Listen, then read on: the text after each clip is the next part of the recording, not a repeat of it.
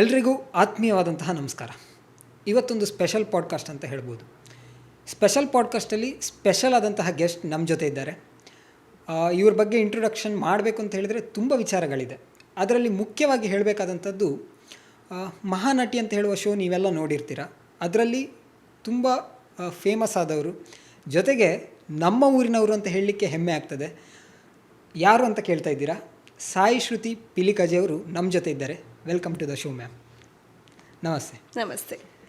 So ಇವಾಗ ಗೊತ್ತಾಯ್ತಲ್ಲ ಯಾರು ಅಂತ, ನೀವೆಲ್ಲ ನೋಡಿರ್ತೀರ ಖಂಡಿತವಾಗಿಯೂ. ಅವ್ರ ಹತ್ರ ನಾವು ಮಾತಾಡ್ತಾ ಹೋಗೋಣ. ಇವತ್ತು ಸಾಕಷ್ಟು ವಿಚಾರಗಳು ಮಾತಾಡಲಿಕ್ಕಿದ್ದೇವೆ. ಜೊತೆಗೆ ಚಿಂಟು ಕೂಡ ನಮ್ಮ ಜೊತೆ ಸೇರ್ಕೊಳ್ಳಿಕ್ಕಿದ್ದಾನೆ. ಸೊ ನಾವು ಸ್ಟಾರ್ಟ್ ಮಾಡುವಲ್ಲ? ಖಂಡಿತ. ಮೊದಲನೇದಾಗಿ ಹೇಗಿದ್ದೀರಾ? ನಾನಂತೂ ಬಿಂದಾಸ್ ಆಗಿದ್ದಾನೆ. ಯಾವತ್ತು ಒಂದು ಮೂಮೆಂಟ್ನು ವೇಸ್ಟ್ ಮಾಡಲ್ಲ, ಒಂದು ಮಿನಿಟ್ನು ವೇಸ್ಟ್ ಮಾಡಲ್ಲ. ಆ ಥರ ಖುಷಿಯಾಗಿ ಎಂಜಾಯ್ ಮಾಡ್ಕೊಂಡಿದ್ದೀನಿ. ಹೇಗೆ ನಡೀತಾ ಇದೆ ಲೈಫ್ ಎಲ್ಲ? ಲೈಫ್ ಅದಂತೂ ಮುತ್ತಿನ ಒಂದು ಏನು ಹೇಳ್ತಾರೆ, ಒಂದು ಶೋ ಕೇಸ್ ಮಾಡಿಡ್ಬೋದು, ಅಷ್ಟು ಮುದ್ದಾಗಿದೆ ನನ್ನ ಜೀವನ.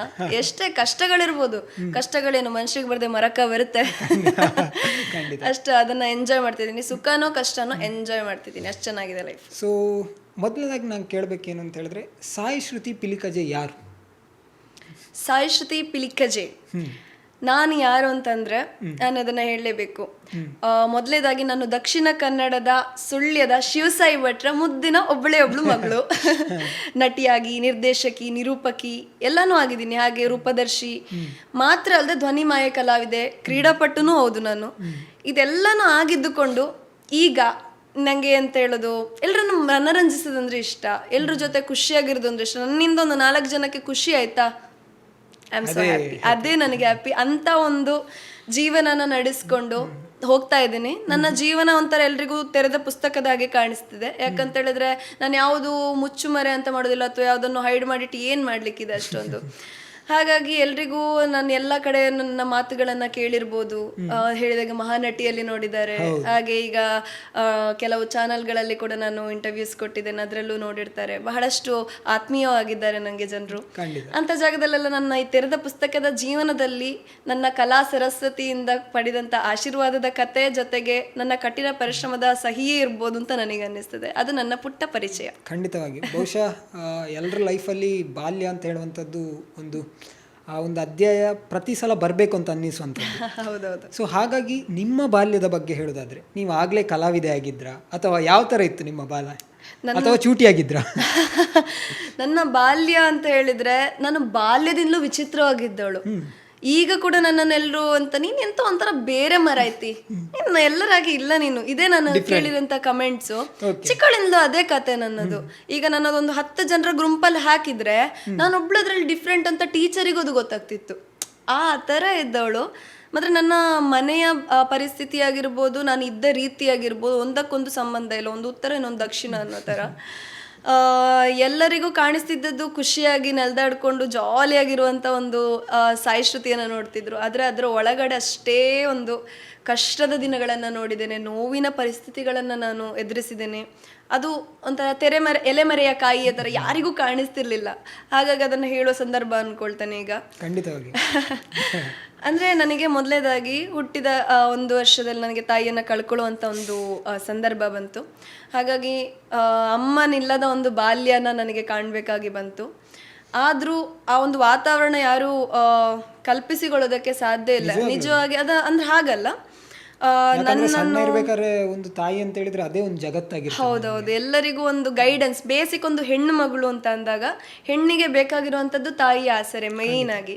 ಸೊ ಅದು ನನಗೆ ಮಿಸ್ ಆಯಿದ್ರು ಕೂಡ ನನಗೆ ಅಪ್ಪ ಅಷ್ಟೇ ಸ್ಟ್ರೆಂತ್ ಕೊಟ್ಟಿದ್ದಾರೆ. ಇವಳಿಗೆ ತಾಯಿ ಇಲ್ಲ ಅಂದ ತಕ್ಷಣ ಎಲ್ಲರೂ ಇವಳನ್ನ ಬೇಗ ಮದುವೆ ಮಾಡಿ ಕೊಡ್ತಾರೆ ಅಂತಲೇ ಎಕ್ಸ್ಪೆಕ್ಟ್ ಮಾಡಿದ್ರು. ನೋಡಿ, ಇನ್ನೂ ಸಹ ಮದುವೆ ಆಗಲಿಲ್ಲ ಮಾರೆ. ಸೊ ಅಂದರೆ ನನಗೆ ನನ್ನನ್ನು ಹೆಣ್ಣು ಮಗಳಾದರೂ ಗಂಡು ಮಗಂತರ ಬೆಳೆಸಿದ್ದಾರೆ. ಯಾವುದೇ ರೀತಿಯಾದಂಥ ವ್ಯತ್ಯಾಸ ಇಲ್ಲ, ಗಂಡು ಹೆಣ್ಣು ಆ ಥರ ಇಲ್ಲ.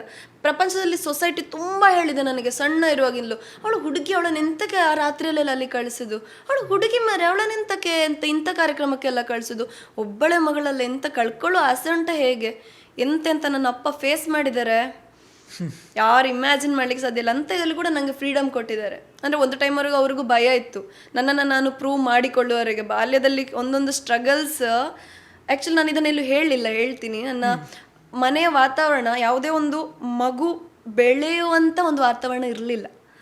ಅಂದರೆ ಅಜ್ಜಿ ತಾತ ಯಾವತ್ತು ಕಿತ್ತಾಟ, ಜಗಳ, ಕೂಗಾಟ, ಗದ್ದಲ ಇದೆಲ್ಲ ನನ್ನ ಮನೆಯಲ್ಲಿ ಇತ್ತು. ಇದು ಯಾರಿಗೂ ಗೊತ್ತಿಲ್ಲ. ಅಂಥ ಒಂದು ವಾತಾವರಣದಲ್ಲಿ ನಾನು ಕನಸ ಬೆನ್ನೇರಿ ಹೊರಟವಳು. ಯಾರಿಗೂ ಅದು ಇಮ್ಯಾಜಿನೇಷನ್ ಇಲ್ಲ, ಸಪೋರ್ಟ್ ಇರಲಿಲ್ಲ, ಬೇಡ ಬೇಡ ಅನ್ನೋದೇ ಹೆಚ್ಚು. ಮತ್ತು ಇನ್ನೊಬ್ಬರ ಮೇಲೆ ಕಂಪ್ಯಾರಿಸನ್ ಮಾಡುವಂಥದ್ದು, ನೋಡು ಅವ್ರು ಹಾಗೆ ಮಾಡಿದ್ರು, ಇವರು ಹೀಗೆ ಮಾಡಿದ್ರು, ಅವ್ರಿಗೆ ಅಷ್ಟು ಮಾರ್ಕ್ ಬಂತು, ನಿನಗೆ ಯಾಕೆ ಬರೋದಿಲ್ಲ. ನಾನಲ್ಲಿ ಅಷ್ಟು ಮಾರ್ಕಿನ ಜೊತೆಗೆ ಅಷ್ಟು ಮಾರ್ಕ್ ಬರಲಿಲ್ಲ ಅಂತೇಳಿದ್ರು, ನಾನು ಒಂದು ಕ್ಲಾಸಲ್ಲಿ ಸೆಕೆಂಡ್ ಬರ್ತಿದ್ದೆ, ಫಸ್ಟ್ ಅಲ್ಲದಿದ್ರು ಸೆಕೆಂಡ್ ಬರ್ತಿದ್ದೆ. ಆದರೆ ಅದರ ಜೊತೆಗೆ ನಾನು ಸ್ಪೋರ್ಟ್ಸಲ್ಲೆಲ್ಲ ಫಸ್ಟ್ ಬರ್ತಿದ್ದೆ, ಕಾಂಪಿಟೇಷನ್ ಸಾಂಸ್ಕೃತಿಕ ಕಾರ್ಯಕ್ರಮ ಯಾವುದೇ ಇದ್ರೂ ಫಸ್ಟ್ ಬರ್ತಿದ್ದೆ. ನಾನು ಇವಾಗಲೂ ನೆನೆಸ್ಕೊಳ್ತೇನೆ, ಗಿರೀಶ್ ಸರ್, ನನ್ನ ಪ್ರೀತಿಯ ಗಿರೀಶ್ ಸರ್ ಅಂತಲೇ ಹೇಳ್ತೀನಿ. ಯಾಕಂದರೆ ಅವರು ಅವತ್ತು ನನ್ನನ್ನು ಸ್ಟೇಜಿಗೆ ದೂಡಿದ ರೀತಿ ಇದೆಯಲ್ಲ, ನಾನು ಅದಕ್ಕೆ ಹ್ಯಾಟ್ಸ್ ಆಫ್ ಹೇಳಬೇಕು. ಅವತ್ತು ಅವರನ್ನು ಸ್ಟೇಜಿಗೆ ನನ್ನನ್ನು ತಳ್ಳಿದ್ರು. ಎವ್ರಿ ಸ್ಯಾಟರ್ಡೆ ನೀನೊಂದು ಶೋ ಮಾಡಬೇಕು, ನಮ್ಮ ಶಾಲೆಯಲ್ಲಿ ಒಂದು ಕಾರ್ಯಕ್ರಮ. ನಾನು ಅದನ್ನು ಪೂರ್ತಿಯಾಗಿ ಬರೆದು ಅದಕ್ಕೆ ಸ್ಕ್ರಿಪ್ಟ್ ರೆಡಿ ಮಾಡಿ, ಯಾವಾಗ ನಾನು 10ನೇ ವಯಸ್ಸಿನಲ್ಲಿ 9-10ನೇ ವಯಸ್ಸಿನಲ್ಲಿ ಇದನ್ನು ನನಗೆ ಜವಾಬ್ದಾರಿ ಕೊಟ್ಟಿದ್ದಾರೆ. ಆಗ ನಾನು ಅದನ್ನೆಲ್ಲ ಒಂದು ರೆಡಿ ಮಾಡಿ ಯಾವಾಗಲೂ ಸ್ಟೇಜಲ್ಲಿ ಒಂದಲ್ಲೊಂದು ಕಾರ್ಯಕ್ರಮ ನಾನು ನಿರ್ದೇಶನ ಮಾಡ್ತಿದ್ದೆ. ನನ್ನದೇ ಒಂದು ಟೀಮ್ ಕಟ್ತಾ ಇದ್ದೆ, ಕತೆ ಬರಿತಾ ಇದ್ದೆ, ಅವರಿಗೆ ಆ ಡೈಲಾಗ್ಸ್ ಕೊಡ್ತಾ ಇದ್ದೆ. ಆಗ ಅವರು ನನಗೆ ಕೊಟ್ಟ ವೇದಿಕೆ ಇದೆಯಲ್ಲ, ಮೋಸ್ಟ್ಲಿ ಅದು ಕೂಡ ಇಲ್ಲಿಗೆ ನಾನು ಬರೋದಕ್ಕೆ ಒನ್ ಆಫ್ ದ ರೀಸನ್. ಖಂಡಿತ, ಯಾಕಂದರೆ ಅದೇ ಅಡಿಪಾಯ ಅಂತ ಹೇಳ್ಬೋದು. 100% ಅಲ್ಲಿ ಅದು ತುಂಬ ಸ್ಟ್ರಾಂಗ್ ಆಯಿತು. ಅಲ್ಲಿಂದ ಮತ್ತೆ ನನ್ನ ತಿರುಮಲೇಶ್ವರಿ ಮೇಡಮ್ ಅಂತ ಇದ್ರು, ಅವರೀಗ ಇಲ್ಲ. ಅವರನ್ನು ನಾನು ತುಂಬ ನೆನೆಸಿಕೊಳ್ತೇನೆ. ಯಾಕಂತ ಹೇಳಿದ್ರೆ ಒಂದು ಶಾಲೆಯಲ್ಲಿ ಎಷ್ಟೋ ಸಾವಿರ ಮಕ್ಕಳು ಬರ್ತಾರೆ, ಎಷ್ಟೋ ಸಾವಿರ ಮಕ್ಕಳು ಹೋಗ್ತಾರೆ. ಅಂಥದ್ರಲ್ಲಿ ಶ್ರುತಿಗೆ ಒಂದ್ಸಲ ಕಾಲ್ ಮಾಡುವ ಅಂತ ನಾನು ಶಾಲೆ ಬಿಟ್ಟ ಮೇಲೆ ಕೂಡ ನನ್ನನ್ನು ಮಾತಾಡಿಸ್ತಿದ್ದಂಥ ಟೀಚರ್ ಅವರು. ನನ್ನ ಅಪ್ಪನಿಗೆ ಕಾಲ್ ಮಾಡ್ತಿದ್ರು, ಶ್ರುತಿ ಹೇಗಿದ್ದಾಳೆ, ಎಂತ ಮಾಡ್ತಿದ್ದಾಳೆ, ಆ ಥರ. ಅವರಿಗೆ ಇಲ್ಲದಿರೋ ತುಂಬ ಮಿಸ್ಸಿಂಗ್ ಅಂತ ಅನ್ನಿಸ್ತಾ ಇದೆ. ನನ್ನ ಕನ್ನಡ ಈಗ ನಾನು ಏನು ಮಾತಾಡ್ತೀನಲ್ಲ, ಈ ಕನ್ನಡದ ಬೇಸ್ ಕೊಟ್ಟಿರುವಂಥದ್ದು ಅವರು. ನನ್ನ ಒಂದು ಅಡಿಪಾಯ ಹಾಕಿ ಕೊಟ್ಟದ್ದು ತಿರುಮಲೇಶ್ವರಿ ಮೇಡಮು. ಅವರಿಗೆ ನಾನು ಯಾವತ್ತೂ ಚಿರಋಣಿಯಾಗಿದ್ದೇನೆ. ಅವರು ನನ್ನ ಒಂದು ಕಂಠಪಾಠ ಸ್ಪರ್ಧೆಗೆ, ಬಂದ ಸ್ಪರ್ಧೆಗೆ ಎಷ್ಟಾಗ್ತದೋ ಅಷ್ಟು ಕಳಿಸೋದು. ಎಂದು 10 ಕಾಂಪಿಟೇಷನ್ ಇದ್ರೆ ಒಂದು 8ಕ್ಕೆ ಸಾಯಿ ಶ್ರುತಿ ಹೆಸರು ಇದ್ದಾರೆ. ಹಾಂ, ನಾನು 8ರಲ್ಲಿ ಅಟ್ಲೀಸ್ಟ್ ಒಂದು 5-6ರಲ್ಲಿ ಪ್ರೈಸ್ ತರ್ತಿದ್ದೆ. ನನಗೆ ಅದೊಂದು ಹೆಮ್ಮೆ ಇದೆ. ಪ್ರತಿಭಾ ಕಾರಂಜಿ ಅಂತ ಹೇಳಿದ್ರೆ ಹೋಗು ಕಾಂಪಿಟೇಷನ್, ನನಗೆ ಏನೋ ಒಂದು ನೆಮ್ಮದಿ, ಆವಾಗ ಖುಷಿ, ಅಲ್ಲಿಗೆ ಹೋಗ್ತಾನೆ, ಒಂದು ಪಾರ್ಟಿಸಿಪೇಟ್ ಮಾಡ್ತಾನೆ ಅಂತ ಹೇಳುವಾಗ ಅದೆಲ್ಲ ನನ್ನ ಬಾಲ್ಯದ ಒಂದು ಸುಂದರ ಕ್ಷಣಗಳು. ಯಾಕಂದ್ರೆ ಪ್ರತಿಭಾ ಕಾರಂಜಿ ಹೇಳುವಾಗ ಅಲ್ಲಿ ಬೇರೆ ಬೇರೆ ಶಾಲೆಯವರು ಬಂದಿರ್ತಾರೆ. ನಮ್ಮ ಶಾಲೆಯೂ ಅಲ್ಲ, ಬೇರೆ ಶಾಲೆಯವರೊಟ್ಟಿಗೆ ನಾವು ಕಾಂಪಿಟೇಟ್ ಮಾಡಬೇಕು. ಅಲ್ಲಿಂದಲೇ ಶುರುವಾಯಿತು ನನ್ನ ಲಿಮಿಟ್ ಕ್ರಾಸ್ ಮಾಡೋದು. ತಪ್ಪು ತಿಳಿಬೇಡಿ, ತಪ್ಪಾದ ಲಿಮಿಟ್ ಕ್ರಾಸ್ ಅಲ್ಲ. ಸೊ ಆ ಒಂದು ಪುಷ್ ಯುವರ್ ಲಿಮಿಟ್ಸ್, ಇವಾಗ ನಾವು ಸೋಷಿಯಲ್ ಮೀಡಿಯಾದಲ್ಲಿ ಕೇಳ್ತಾ ಇದ್ದೇವೆ, ಪುಷ್ ಯುವರ್ ಲಿಮಿಟ್ಸ್. ಈ ಒಂದು ವರ್ಡ್ ಕೇಳೋದಕ್ಕಿಂತ ಎಷ್ಟೋ ವರ್ಷ ಮೊದಲೇ ಆ ಪುಷ್ ಯುವರ್ ಲಿಮಿಟ್ಸ್ ನನಗೆ ಆಗಿತ್ತು ನನ್ನ ಜೀವನದಲ್ಲಿ. ಹಾಗೆ ಅದನ್ನು ತಗೊಂಡು ಹೋದ ಮೇಲೆ ಒಂದು ಹೊಸ ಪ್ರಪಂಚ ಗೊತ್ತಾಯಿತು, ಕಲಿತಾ ಹೋದೆ. ಮತ್ತು ನನಗೆ ವಾಪಸ್ ಒಂದು 10th ಎಕ್ಸಾಮ್ ಎಲ್ಲ ಬರೋ ಟೈಮಲ್ಲಿ ಎಲ್ಲ ಶಟ್ ಡೌನ್ ಆದ ಥರ ಇತ್ತು, ಒಂಥರ ಲಾಕ್ಡೌನ್ ಲೈಫಲ್ಲಿ. ಆ ಲಾಕ್ಡೌನಲ್ಲಿ ಸಂದರ್ಭ ಎಲ್ಲರ ಮನೆಯಲ್ಲೂ ಲಾಕ್ಡೌನ್ ಖಂಡಿತ. ಈವನ್ ಟಿವಿ ಕೂಡ ಲಾಕ್ಡೌನ್ ಆಗಿಬಿಡ್ತಾರೆ, ಟಿವಿಗಳು ಬೀಗ ಹಾಕಿ ಬಿಸಾಡಿ ಬಿಡ್ತಾರೆ. ಆ ಒಂದು ಸಂದರ್ಭದಲ್ಲಿ ಎಲ್ಲ ಕಟ್ ಆಫ್ ಆದಾಗ ಸ್ವಲ್ಪ ಬ್ರೇಕ್ ಆಯಿತು. ಅದಾಗಿ ವಾಪಸ್ ಪಿಕಪ್ ಆಗಲಿಕ್ಕೆ ಸ್ವಲ್ಪ ಸ್ಲೋ ಡೌನ್ ಆಯಿತು ನನಗೆ ಆ ಒಂದು ಬ್ರೇಕ್. ಆವಾಗ ನನಗೆ ಒಂದು ಅರ್ಥ ಆಗಿದ್ದೇನೆಂದರೆ, ಕನ್ಸಿಸ್ಟೆನ್ಸಿ ತುಂಬ ಇಂಪಾರ್ಟೆಂಟ್. ನಾವು ಎಲ್ಲಿ ಬ್ರೇಕ್ ಕೊಡ್ತೇವೆ ಆ ಒಂದು ಕನ್ಸಿಸ್ಟೆನ್ಸಿ ಕೂಡ ಬ್ರೇಕ್ ಆಗ್ತದೆ, ನಮ್ಮ ಹೋಗುವ ಸ್ಪೀಡ್ ಕೂಡ ಕಡಿಮೆ ಆಗ್ತದೆ ಅಂತ. ಅದು ಆವಾಗ ರಿಯಲೈಸ್ ಆಗಲಿಲ್ಲ, ಲೇಟರ್ ಆನ್ ರಿಯಲೈಸ್ ಆಯಿತು. ಹಾಗೆಲ್ಲ ಆಗ್ತಾ ನೆಗೆಟಿವ್ ಪಾಸಿಟಿವ್ಗಳ ಮಿಶ್ರಣದಲ್ಲಿ ಮಿಡಲಲ್ಲಿ ಹೇಗಾಗಿತ್ತು ಅಂತಂದರೆ, ನನಗೆ ಅಂದರೆ ಅಂದ್ಕೊಂಡದ್ದು ಯಾವುದೂ ಆಗ್ತಾ ಇಲ್ಲ, ಬೇಕಾಗಿದ್ದು ಯಾವುದು ಕೈ ಸೇರ್ತಾ ಇಲ್ಲ, ಎಲ್ಲಿಂದಲೂ ಸಪೋರ್ಟ್ ಸಿಗ್ತಾ ಇಲ್ಲ. ಅಂಥ ಸಂದರ್ಭದಲ್ಲಿ ಇವಾಗ ದುಡ್ಡಿಗೂ ತುಂಬ ಸಮಸ್ಯೆ ಇತ್ತು. ಆದರೆ ನಾನು ಯಾವ ರೀತಿ ಇದ್ದೆ ಅಂದರೆ, ಹೊಟ್ಟೆಗೆ ಹಿಟ್ಟಿಲ್ಲ ಅಂದರೆ ಜುಟ್ಟಿಗೆ ಮಲ್ಲಿಗೆ ಹೂ ಅಂತ ಕೇಳಿದ್ದೀರಾ? Perfect example. ನಾನು ಎಷ್ಟು ಸ್ಟಂಟ್ ಮಾಡ್ತಿದ್ದೆ, ಎಷ್ಟೊಂದು ನಾನು ಶೋ ಆಫ್ ಮಾಡ್ತಿದ್ದೆ ಅಂತಂದರೆ, ನಾನು ರಿಚ್ ಕಿಡ್ ಗುರು, ನಾನು ಎಲ್ಲರ ಜೊತೆ ಏನು ಬೇಕಾದ್ರೂ ಮಾಡ್ತೀನಿ, ನಂಗೆ ಎಂತ ಗೊತ್ತಿಲ್ಲದೆ ಇರೋದಿಲ್ಲ, ಆ ಥರ ಇದ್ದೆ. ಎಲ್ರಿಗೂ ನೋಡುವಾಗ ಭಯಂಕರ ಮರ ಅವಳು ಶ್ರುತಿ, ಭಯಂಕರ ಮರ್ರೆ, ಅವಳು ಭಟ್ರ ಮಗಳು, ಅವಳಿಗೆ ಎಂತ ಆಗಬೇಕು, ತೋಟ ಉಂಟೆಲ್ಲ ಆಗ್ತದೆ. ಕತೆ ಬೇರೆ ಇತ್ತು ನಮ್ಮ ಜೀವನ. ಬಟ್ ನಾನು ಅಲ್ಲಿ ತೋರಿಸಿಕೊಳ್ಳೇ ಇರೋ ಕಾರಣ ಯಾರಿಗೂ ಅದು ಅಷ್ಟಾಗಿ ಗೊತ್ತಿಲ್ಲ. ನನ್ನ ಆಪ್ತ ವಲಯದ 1-2-3 ಮಕ್ಕಳಿಗೆ ಮಾತ್ರ ಅದು ಗೊತ್ತಿತ್ತು ಅಷ್ಟೇ. ಮತ್ತು ಯಾರಿಗೂ ಅದರ ಸತ್ಯಾಸತ್ಯತೆ ಗೊತ್ತಿರಲಿಲ್ಲ. ಈವನ್ ನನಗೆ ಅಪ್ಪ ನನ್ನನ್ನು ಯಾವ ರೀತಿ ಸ್ಟ್ರೆಂತ್ ನನಗೆ ತುಂಬಿದ್ದಾರೆ ಅಂದರೆ ಗೊತ್ತಿಲ್ಲ. ಇದೆಷ್ಟು ಮಕ್ಕಳಿಗೆ ಪೇರೆಂಟ್ಸ್ ಇದನ್ನು ಮಾಡಬೇಕು ಮಾಡಬಾರ್ದು ನನಗೆ ಗೊತ್ತಿಲ್ಲ, ನೀವು ಹೇಳಬೇಕೀಗ. ನಿಮಗೆ ನಾನೀಗ ಕೇಳೋದು, ನನಗೆ ಚಿಕ್ಕರಿರುವಾಗ ಅಪ್ಪ ಮನೆಯಲ್ಲಿ ಟಾಸ್ಕ್ಸ್ ಕೊಡ್ತಾಯಿದ್ರು. ಈ ಬಿಗ್ ಬಾಸ್ ಅಲ್ಲಿ ನೀವು ನೋಡ್ತೀರಾ ಅಥವಾ ಯಾವ್ದಾದ್ರು ಈಗ ರಿಯಾಲಿಟಿ ಶೋ ಇದ್ರಲ್ಲೆಲ್ಲ ಟಾಸ್ಕ್ ಕೊಡ್ತಾರಲ್ಲ, ನನಗೆ ನನ್ನ ಮನೆಯಲ್ಲಿ ಟಾಸ್ಕ್ ಕೊಡ್ತಾ ಇದ್ರು. ನಾನು ಬೆಳೆಸಿದ ರೀತಿಯ ಒಂಥರ ವಿಚಿತ್ರ ಉಂಟು ಆಕ್ಚುಲಿ. ಇವಾಗ ಅನಿಸ್ತಾ ಉಂಟು ನನಗೆ, ಈ ಪಾಡ್ಕಾಸ್ಟ್ ರಿಯಲೈಸ್ ಆಗ್ತಾ ಉಂಟು ನನಗೆ. ಸೊ ಅಂತ ಹೇಳಿದ್ರೆ ನನ್ನ ಧೈರ್ಯನ ಇನ್ನೂ ಇನ್ಕ್ರೀಸ್ ಮಾಡೋದಕ್ಕೆ ನಮ್ಮ ತೋಟದಲ್ಲೇ ನನ್ನ ಕೈಗೆ ಅವರದೊಂದು ಚಿಕ್ಕ ಟೆಲಿಫೋನ್, ಅಂದ್ರೆ ಒಂದು ನಾನು 7 ವರ್ಷದ ವಯಸ್ಸಿನಲ್ಲಿದ್ದು ಅಪ್ಪ ಮನೆಗೆ ಬಂದ ಫಸ್ಟ್ ಫೋನ್ ನನ್ನ ಕೈಗೆ ಕೊಟ್ಟು, ಇನ್ನೊಂದು ಫೋನ್ ಅಪ್ಪನ ಕೈಯಲ್ಲಿತ್ತು, ಲ್ಯಾಂಡ್ಲೈನು. ಸೊ ನನ್ನನ್ನು ತೋಟದ ಆ ತುದಿಗೆ ಹೋಗಿ ಬರಬೇಕು ಮಗಳು, ಅಲ್ಲಿ ಒಂದು ನಾನು ಐಟಮ್ ಇಟ್ಟಿದ್ದೇನೆ, ನೀನು ತಗೊಂಡು ಬರಬೇಕು. ಹೋಗಬೇಕು ನಾನು 250 ಮೀಟರ್ಗಿಂತ ಜಾಸ್ತಿ ದೂರ, ರಾತ್ರಿ 7 ರಿಂದ 8 ಗಂಟೆಯ ಸಮಯ. ಆ ರಾತ್ರಿಯಲ್ಲಿ ತೋಟದಲ್ಲಿ ಹಂದಿ ಇರ್ಬೋದು, ಯಾವ್ದಾದ್ರು ಪ್ರಾಣಿ, ನಾಯಿ ಅಂತರು ಇರ್ಬೋದು, ಅಥವಾ ಭೂತ ಅಂತ ಅವಾಗ ಒಂದು ಹೆದರಿಕೆ ಇರ್ಬೋದು. ಹೋಗು ಮಗಳೇ, ನಾನು ಅಲ್ಲಿ ಒಂದು ತೆಂಗಿನಕಾಯಿ ಇಟ್ಟಿದ್ದೇನೆ, ನೀನು ಅದನ್ನು ಹೋಗಿ ತಗೊಂಡು ಬರಬೇಕು. 7 ವರ್ಷ. 7 ವರ್ಷದ ಮಗುವಿಗೆ ನನ್ನ ಅಪ್ಪ ಕೊಟ್ಟ ಟಾಸ್ಕ್. ಒಳಗಿಂದ ಗಟ್ಟಿ ಹೋಗಿದ್ದೇನೆ. ಹೋದಾಗ ಅಪ್ಪ ಮಿಡಲ್ ಅಲ್ಲಿ ಎಷ್ಟೊತ್ತಾದ್ರೂ ಹೇಳೋದು ಸುದ್ದಿ ಇಲ್ಲ ಅಂತ ಹೇಳಿ ಒಂದು ಕಾಲ್ ಮಾಡಿದ್ದಾರೆ. ನನ್ನ ಮೊಬೈಲ್ ಟಪ್ಪ ಕೈಯಿಂದ ಹಾರಿದೆ ಕೂಡ, ಹೆದ್ರಿ. ಅನ್ಎಕ್ಸ್ಪೆಕ್ಟೆಡ್ಲಿ ಕಾಲ್, ಮಿಡಲ್ ಅಲ್ಲಿದ್ದೆ. ಇಲ್ಲ ಹೋಗ್ತಿದ್ದೇನೆ ಅಂತ ಹೇಳಿದೆ. ಮತ್ತೆ ತೆಗೆದು ಹೋಗಿ ಅಲ್ಲಿಂದ ತೆಂಗಿನಕಾಯಿ ತಗೊಂಡು ಮನೆಗೆ ಬಂದು ಅಪ್ಪ ತಗೊಂಡು ಬಂದೆ. ಅಪ್ಪ ಅನ್ಕೊಂಡಿದ್ರಂತೆ ನಾನು ಅರ್ಧದಲ್ಲಿ ಒಂದು ತೋಟದ ಇಳಿದು ವಾಪಸ್ ಬರ್ತೇನೆ ಅಂತ. ಅವ್ರು ಅನ್ಕೊಂಡಿರ್ಲಿಲ್ಲ ಆ ಚಿಕ್ಕ ಮಗು ಅಲ್ಲಿ ತನಕ ಬರ್ತದೆ. ಅಲ್ಲಿ ಅಪ್ಪನಿಗೆ ಅನಿಸಿತು, ಇವಳೇನೋ ಮಾಡ್ಲಿಕ್ಕೆ ಇದ್ದಾಳೆ, ಇವಳು ಸಾಮಾನ್ಯದಲ್ಲಿ ಇಲ್ಲ, ಇವಳೊಂದು ಸ್ವಲ್ಪ ಜಾಗ್ರತೆಯಲ್ಲಿ ಸಾಕಬೇಕು. ಅಲ್ಲಿ ಆಕ್ಚುಲಿ ಅವರು ಅದನ್ನ ಒಂದು ಡಿಸ್ಕವರ್ ಮಾಡಿದ್ರು. ಮೋಸ್ಟ್ಲಿ ಇದೆಷ್ಟೋ ಪೇರೆಂಟ್ಸ್ಗಳಿಗೆ ಹೆಲ್ಪ್ ಆಗ್ಬೋದೇನೋ, ಈ ತರದ್ದು ಮಕ್ಕಳನ್ನ ಯಾವ ರೀತಿ ಅರ್ಥ ಮಾಡ್ಕೊಳ್ಬೇಕು ಅನ್ನೋ ಒಂದು ದಾರಿ. ಜೊತೆಗೆ ಈ ತರ ಒಂದು ಕಲಿಸಿಕೊಟ್ರೆ ಏನಾಗ್ತದೆ ಅಂತ ಹೇಳಿದ್ರೆ ಬಹುಶಃ ಕಾನ್ಫಿಡೆನ್ಸ್ ಹೇಳೋದು ಬಿಲ್ಡ್ ಆಗ್ತದೆ ಅಂತ. ತುಂಬಾ ಗೊತ್ತಿರ್ಲಿಲ್ಲ. ಅಂದ್ರೆ ಈಗ ಒಂದು ತಾಯಿ ಇಲ್ಲದ ಮಗುವನ್ನ ಹೇಗೆ ಬೆಳೆಸ್ಬೇಕು ಅನ್ನೋದು ಪಾಪ ಅವರಿಗೂ ಒಂದು ಕನ್ಫ್ಯೂಷನ್ ಅಲ್ಲಿ ಇರ್ತದೆ. ಅಂದ್ರೆ ನನಗೆ ಚಿಕ್ಕಮ್ಮ ಇದ್ರು, ಚಿಕ್ಕಮ್ಮನಿಗೂ ಕೂಡ ಹಲವಾರು ಗೊಂದಲಗಳಿರ್ತದೆ, ಅವರ ಜೀವನದ ಸಂಕಷ್ಟಗಳಿರ್ತದೆ. ಪಾಪ ಅವರು ಹೆಚ್ಚು ಪ್ರಪಂಚ ನೋಡಿದವರೇನೂ ಅಲ್ಲ, ಅವರು 4 ಗೋಡೆಯ ಮಧ್ಯೆನೇ ಅವರ ಜೀವನನ ತಳ್ಳಿಕೊಂಡು ಬಂದವರು. ಹಾಗಾಗಿ ಅವರಿಗೂ ಒಂದು ಕನ್ಫ್ಯೂಷನ್ ಇರ್ತದೆ, ಅವರದೇ ಸಂಕಷ್ಟಗಳು 1000 ಇರ್ತದೆ. ಸೊ ಹಾಗೆಲ್ಲ ಇರ್ಬೇಕಾದ್ರೆ ಅವರಿಗೂ ಒಂದು ಹೇಗೆ ತಗೊಂಡೋಗೋದು, ಹೇಗೆ ಇವರನ್ನೆಲ್ಲ ಒಟ್ಟಿಗೆ ಹೇಗೆ ತಗೊಂಡೋಗೋದು, ಮನೆಯ ವಾತಾವರಣ ಬೇರೆ, ಜಗಳ ವಾತಾವರಣ, ಅಂಥ ಜಾಗದಲ್ಲಿ ಹೇಗೆ ಇದನ್ನು ಬೆಳೆಸೋದು ಅಂತ ಒಂದು ಟೈಮಲ್ಲಿ ಅಪ್ಪ ಈ ಥರದ ಬೋಲ್ಡ್ ಡಿಸಿಷನ್ಸ್ಗಳು. ಅದಲ್ಲದೆ ಇನ್ನೂ ಒಂದು ಟಾಸ್ಕ್ ಕೊಡ್ತಾ ಇದ್ರು, ಅಂದರೆ ದುಡಿಮೆಯನ್ನು ಹೇಗೆ ಮಕ್ಕಳಿಗೆ ಕಲಿಸ್ಬೋದು ಅನ್ನೋದು. ನನಗದು ಇನ್ನೂ, ನಾನು ಯಾಕೆ ಈಗಲೂ ಇಷ್ಟು ಸ್ವಾಭಿಮಾನಿ ಇದ್ದೀನಿ, ತುಂಬ ಸೆಲ್ಫ್ ರೆಸ್ಪೆಕ್ಟ್ ಇದೆ ಅನ್ನೋದಕ್ಕೆ ಆ ಒಂದು ಟಾಸ್ಕ್ ನನಗೆ ಕಾರಣ ಅಂತ ಅನ್ಕೊಳ್ತೀನಿ. ಮನೆಯಲ್ಲಿ ನನಗೆ ದುಡಿಮೆ ಮಾಡಿಸ್ತಿದ್ರು, ಅಂದರೆ ತಪ್ಪಲ್ಲ, ಅಂದರೆ ನಮಗೆ ಮುಂದೆ ಭವಿಷ್ಯದಲ್ಲಿ ನಾವು ಇಂಡಿಪೆಂಡೆಂಟ್ ಆಗಿ ಹೇಗೆ ಬದುಕಬಹುದು, ಹೇಗೆ ಅಂತಂದರೆ ಪಾತ್ರೆ ತೊಳೆದಿದ್ದಕ್ಕೆ 10 ರೂಪಾಯಿ, ಕಸ ಗುಡಿಸಿದ್ದಕ್ಕೆ 5 ರೂಪಾಯಿ, ಆಮೇಲೆ ಕಟ್ಟಿಗೆ ಎಲ್ಲ ತರೋದಕ್ಕೆ 10 ರೂಪಾಯಿ, ಈ ಥರ ಒಂದೊಂದಕ್ಕೊಂದೊಂದು ಚಾರ್ಜ್ ಇಟ್ಟು ನನಗೆ ಕೆಲಸ ಮನೆಯಲ್ಲಿ ಆಬ್ವಿಯಸ್ಲಿ ಮಕ್ಕಳು ಮಾಡ್ತಾರೆ, ಕಷ್ಟ ಇರುವ ಮನೆಗಳಲ್ಲಿ ಯಾರು ಮಾಡದೇನೂ ಇಲ್ಲ. ಶಾಲೆಗೆ ಹೋಗೋ ಮೊದಲು ಅದೆಲ್ಲ ಕೆಲಸ ಮಾಡ್ತಿದ್ದೆ, ಶಾಲೆಯಿಂದ ಬಂದು ಅದೆಲ್ಲ ಕೆಲಸ ಮಾಡ್ತಾ ಇದ್ದೆ. ಅಡುಗೆ ಮಾಡೋದು ಕಲಿತೆ. ಯಾವಾಗ ನನ್ನ 10ನೇ ವಯಸ್ಸಿಗೆ ಅಡುಗೆ ಮಾಡೋದು ಕಲ್ತಿದ್ದೀನಿ ನಾನು, ದೋಸೆ ಎಲ್ಲ ಮಾಡ್ತಿದ್ದೆ ಆವಾಗಲೇ.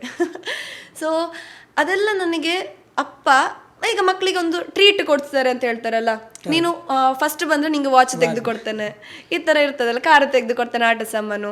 ಸೊ ಆ ಥರ ಕೊಡೋದಕ್ಕಿಂತ ನನಗೆ ಈ ಥರ ದುಡಿಯೋ ಇದರಲ್ಲಿ ನನಗೆ ಅದನ್ನು ಅವರು ಜನ್ರೇಟ್ ಮಾಡಲಿಕ್ಕೆ ಶುರು ಮಾಡಿದರು. ನಾನೇನು ಮಾಡಿದೆ, ಅದಕ್ಕೆಲ್ಲವನ್ನು ಆ ಒಂದು ಹಣ ಸಿಗ್ತದೆ ಅನ್ನೋ ಇದರಲ್ಲಿ ನಾನು ಮಾಡ್ತಾ ಹೋದೆ. ಆದರೆ ನನಗೆ ಅದು ನನ್ನ ಜೀವನದಲ್ಲಿ ನನ್ನನ್ನು ನೆಕ್ಸ್ಟ್ ಲೆವೆಲ್ ಗಟ್ಟಿ ಮಾಡ್ತು. ಯಾರ ಒಂದು ಡಿಪೆಂಡೆನ್ಸಿ ಇಲ್ಲ, ನಾನು ಬದುಕಬಲ್ಲೆ. ಈಗ ಎಲ್ಲಿ ಬೇಕಾದ್ರೂ ಬಿಡಿ ಬದುಕ್ತೇನೆ. ಮರ ಹತ್ಲಿಕ್ಕೆ ಗೊತ್ತುಂಟು, ಮರ ಹತ್ತಿ ನಾನು ಅಡಿಕೆ ತೆಗಿತೇನೆ, ತೆಂಗಿನಕಾಯಿ ತೆಗಿತೇನೆ, ಫಾರ್ಮಿಂಗ್ ಮಾಡ್ತೇನೆ, ಮದ್ದು ಬಿಡ್ತೇನೆ. ಅಂತೂ ನೀವು ಅಂದ್ರೆ ಕೃಷಿಯ ಆಲ್ಮೋಸ್ಟ್ ಎಲ್ಲ ಕೆಲಸಗಳು ಗೊತ್ತುಂಟು. ಅಪ್ಪ ಕಲಸದ ಕೆಲಸ ಇಲ್ಲ ನನಗೆ. ಹಾಲು ಕರಿತಾನೆ, ಅದನ್ನು ಕಲಿಸಿಕೊಟ್ಟಿದ್ದಾರೆ.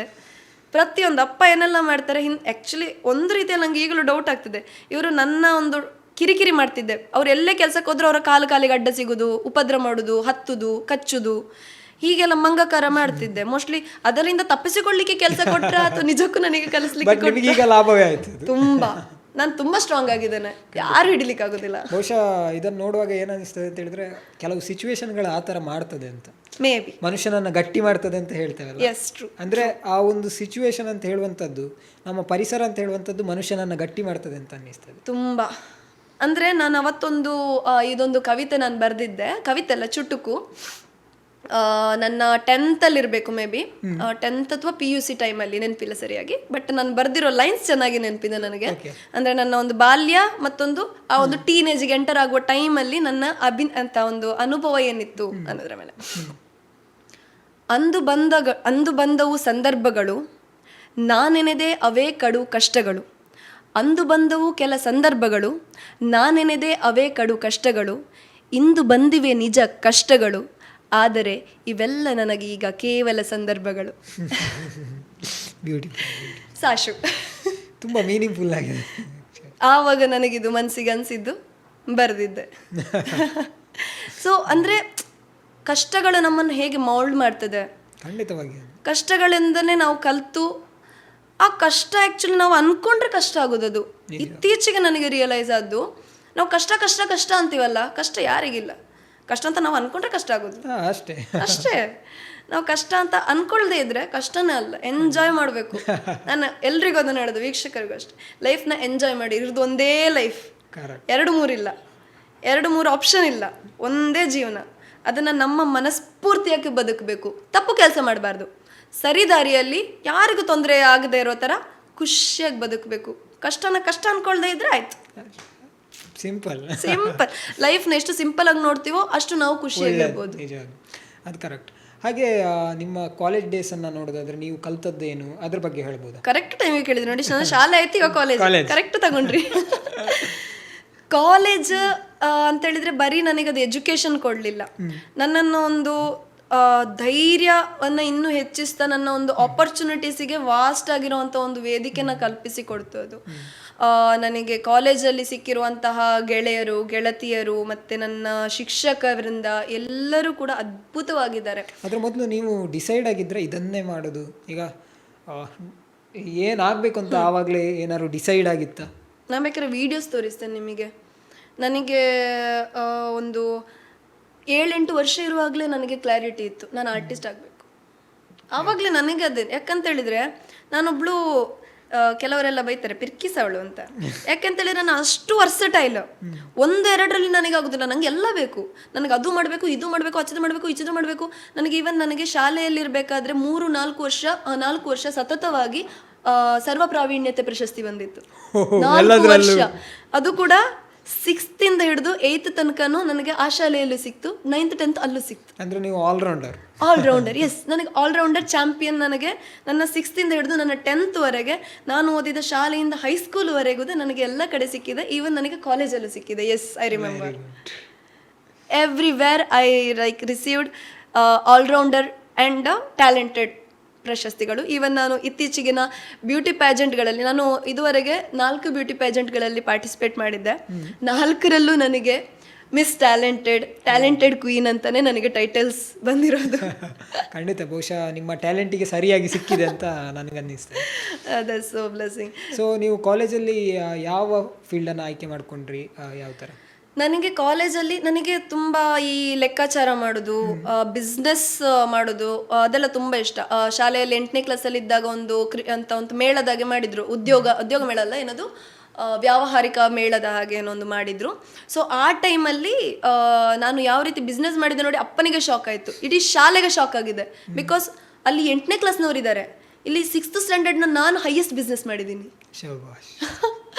ಸೊ ಅಂದರೆ ನನ್ನ ಫ್ರೆಂಡ್ ಜೊತೆ ಅವಾಗಲೇ ಕೊಲಾಬ್ರೇಷನ್ ಮಾಡಿದ್ದೆ ನಾನು. ಅವಳ ಅಂಗಡಿ ಮತ್ತು ನನ್ನ ಒಂದು ಸಾಹಿತ್ಯದ ಇದರದೆಲ್ಲ ಮಿಕ್ಸ್ ಮಾಡಿ, ಆಮೇಲೆ ಚಿಲ್ಲರೆ ಬದಲಿಗೆ ಮನೆಯಲ್ಲಿ ಪೋಡಿ ಪೇಸಿ ರಿಟರ್ನಲ್ಲಿ ಚಿಲ್ಲರೆ ಬದಲಿಗೆ ಪೋಡಿ ಕೊಡೋದು. ಚಿಲ್ಲರೆ ಕೊಡೋದಿಲ್ಲ, ಚಿಲ್ಲರೆ ಇಲ್ಲ, ಸುಳ್ಳು, ಬಿಸ್ನೆಸ್ ಮೈಂಡ್. ಸೊ ಆ ಥರ ನನಗೆ ಬಿಸ್ನೆಸ್ ಮೈಂಡ್ ಚಿಕ್ಕವಳಿಂದಲೇ ಇದ್ದ ಕಾರಣ ನನಗೆ ಸಜೆಸ್ಟ್ ಮಾಡಿದ್ದು ಕಾಮರ್ಸ್ ಬೆಸ್ಟ್. ಸೊ ಅದಕ್ಕೋಸ್ಕರ ನಾನು ಕಾಮರ್ಸ್ ತಗೊಂಡೆ. I love business. ಬಟ್ ನಿಮಗೆ ಗೊತ್ತಾ, ನಾನು ನನ್ನ ಬಿಸ್ನೆಸ್ ಸ್ಟಡೀಸ್ನ ನಾನು ಕನ್ನಡದಲ್ಲಿ ಅಧ್ಯಯನ ಮಾಡಿದ್ದೆ, ವ್ಯಾವಹಾರಿಕ ಅಧ್ಯಯನ, ಅಕೌಂಟೆನ್ಸಿನ ಲೆಕ್ಕಶಾಸ್ತ್ರ. ಅದನ್ನು ನಾನು ಕನ್ನಡದಲ್ಲೇ ಮಾಡಿದ್ದೀನಿ. ಮೋಸ್ಟ್ಲಿ ಅದಕ್ಕೆ ನನ್ನ ಕನ್ನಡ ಇನ್ನೂ ಚೆನ್ನಾಗಾಯಿತು. ಖಂಡಿತ. ಹಾಗಾಗಿ ಬಹುಶಃ ಈಗಲೂ ಸ್ಪಷ್ಟವಾದ ಕನ್ನಡನ ಮಾತಾಡ್ತಾ ಇದ್ದೀನಿ. ಅದಾದ ನಂತರ ಕಾಲೇಜ್ ಆದ ನಂತರ ಜಾಬಿಗೆ ಸೇರಿದ್ರೆ ಅಥವಾ ಏನಾಯಿತು? ಹಾಂ, ಅದಾದಮೇಲೆ ನನ್ನ ಡಿಗ್ರಿ ಆಯಿತು. ಡಿಗ್ರಿಗಾಗುವಾಗ ಬಂತು ಶನಿ ಅಂತ ಕೋವಿಡ್. ಎಲ್ಲರ ಲೈಫಿಗೂ ಒಂದು ತೊಂದರೆ ಕೊಡಲಿಕ್ಕೆ ಬಂದಾಗೆ ಬಂತು. ಅದನ್ನು ಪಾಸಿಟಿವ್ ಆಗಿ ನಾನು ಕನ್ವರ್ಟ್ ಮಾಡಿದ್ದೀನಿ. ಹೇಗೆ ಅಂತ ಹೇಳಿದ್ರೆ ಅವಾಗ ಆಬ್ವಿಯಸ್ಲಿ BCom ನಾನು ಹೋಗ್ತಾ ಇದ್ದೆ. ಫಸ್ಟಿಗೆ ನಾನು ನನ್ನ ಎಜುಕೇಷನ್ ಇಲ್ಲಿ ಬೆಳ್ಳಾರಿಯಲ್ಲಿ ಆದ ನಂತರ ಸುಬ್ರಹ್ಮಣ್ಯಕ್ಕೆ ಹೋದೆ, ಯಾಕೆಂದ್ರೆ ನಂಗೆ ಕಲ್ಚರಲ್ ಬೇಸ್ ಬೇಕಿತ್ತು. ನಾನು ಆ್ಯಕ್ಚುಲಿ ಹೇಳಿದ್ದೆ ನನಗೆ ಡಿಸ್ಟಿಂಕ್ಷನ್ ಬಂದರೆ ನಾನು ಮೈಸೂರಿಗೆ ಹಾಕಿ ಅಂತ.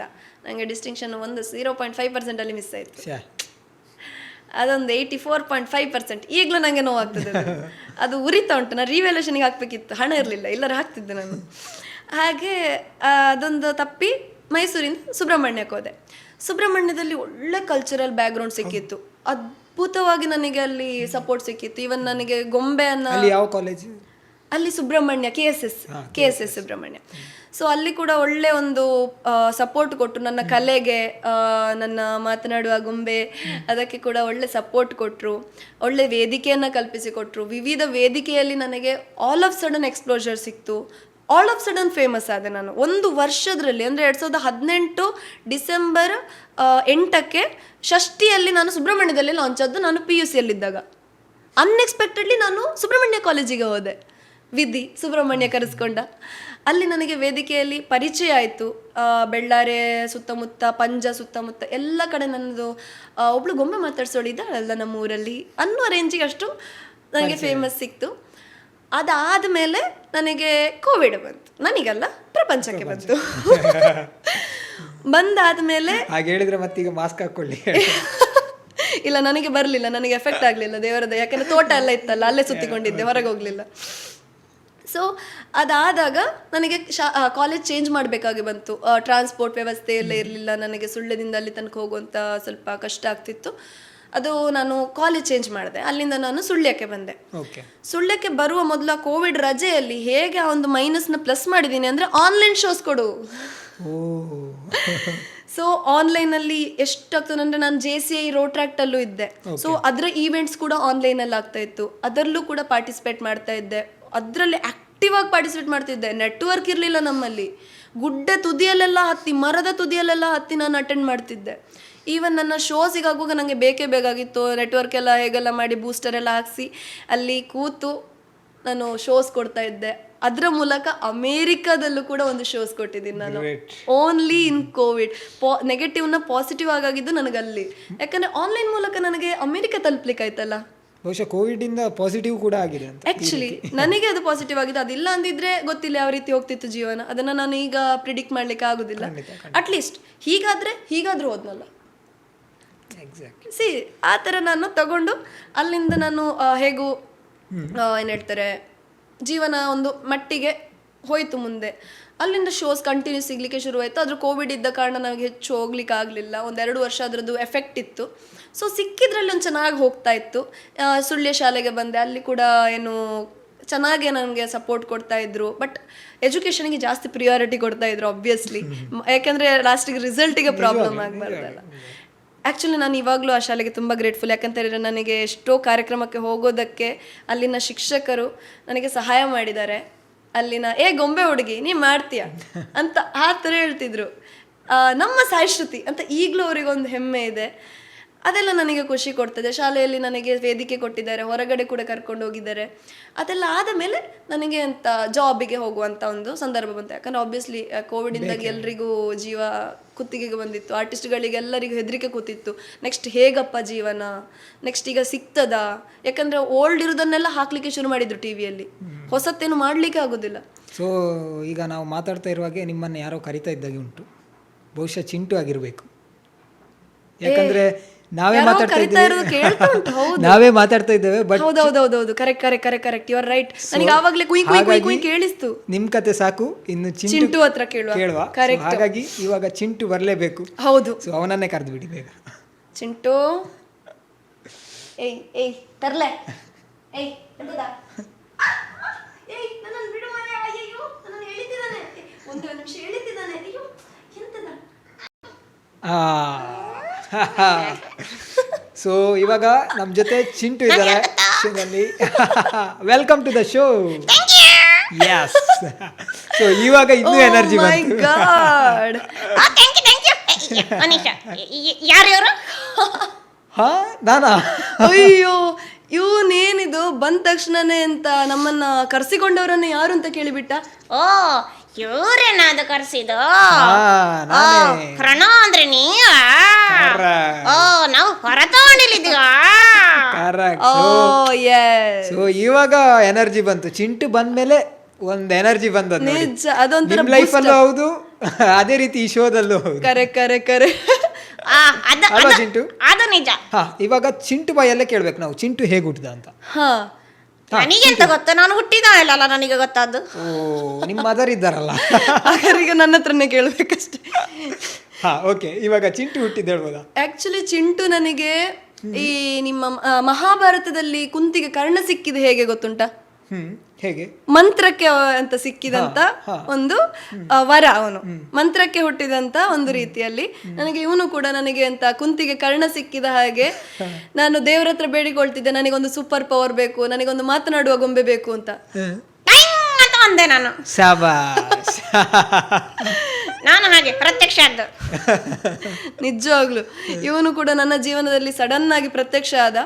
ಆಕ್ಚುಲಿ ಹೇಳ್ಬೇಕು ಅಂತಂದ್ರೆ ಚಿಂಟು ನನ್ನ ಬರೀ ಒಂದು ಬೇರೆ ವಾಯ್ಸ್ ಅಂತ ಅನಿಸ್ಬೋದು, ನನ್ನ ಧ್ವನಿಯ ಜೊತೆಗೆ ನನ್ನ ಅಂತರಾಳದ ಧ್ವನಿ ಚಿಂಟು.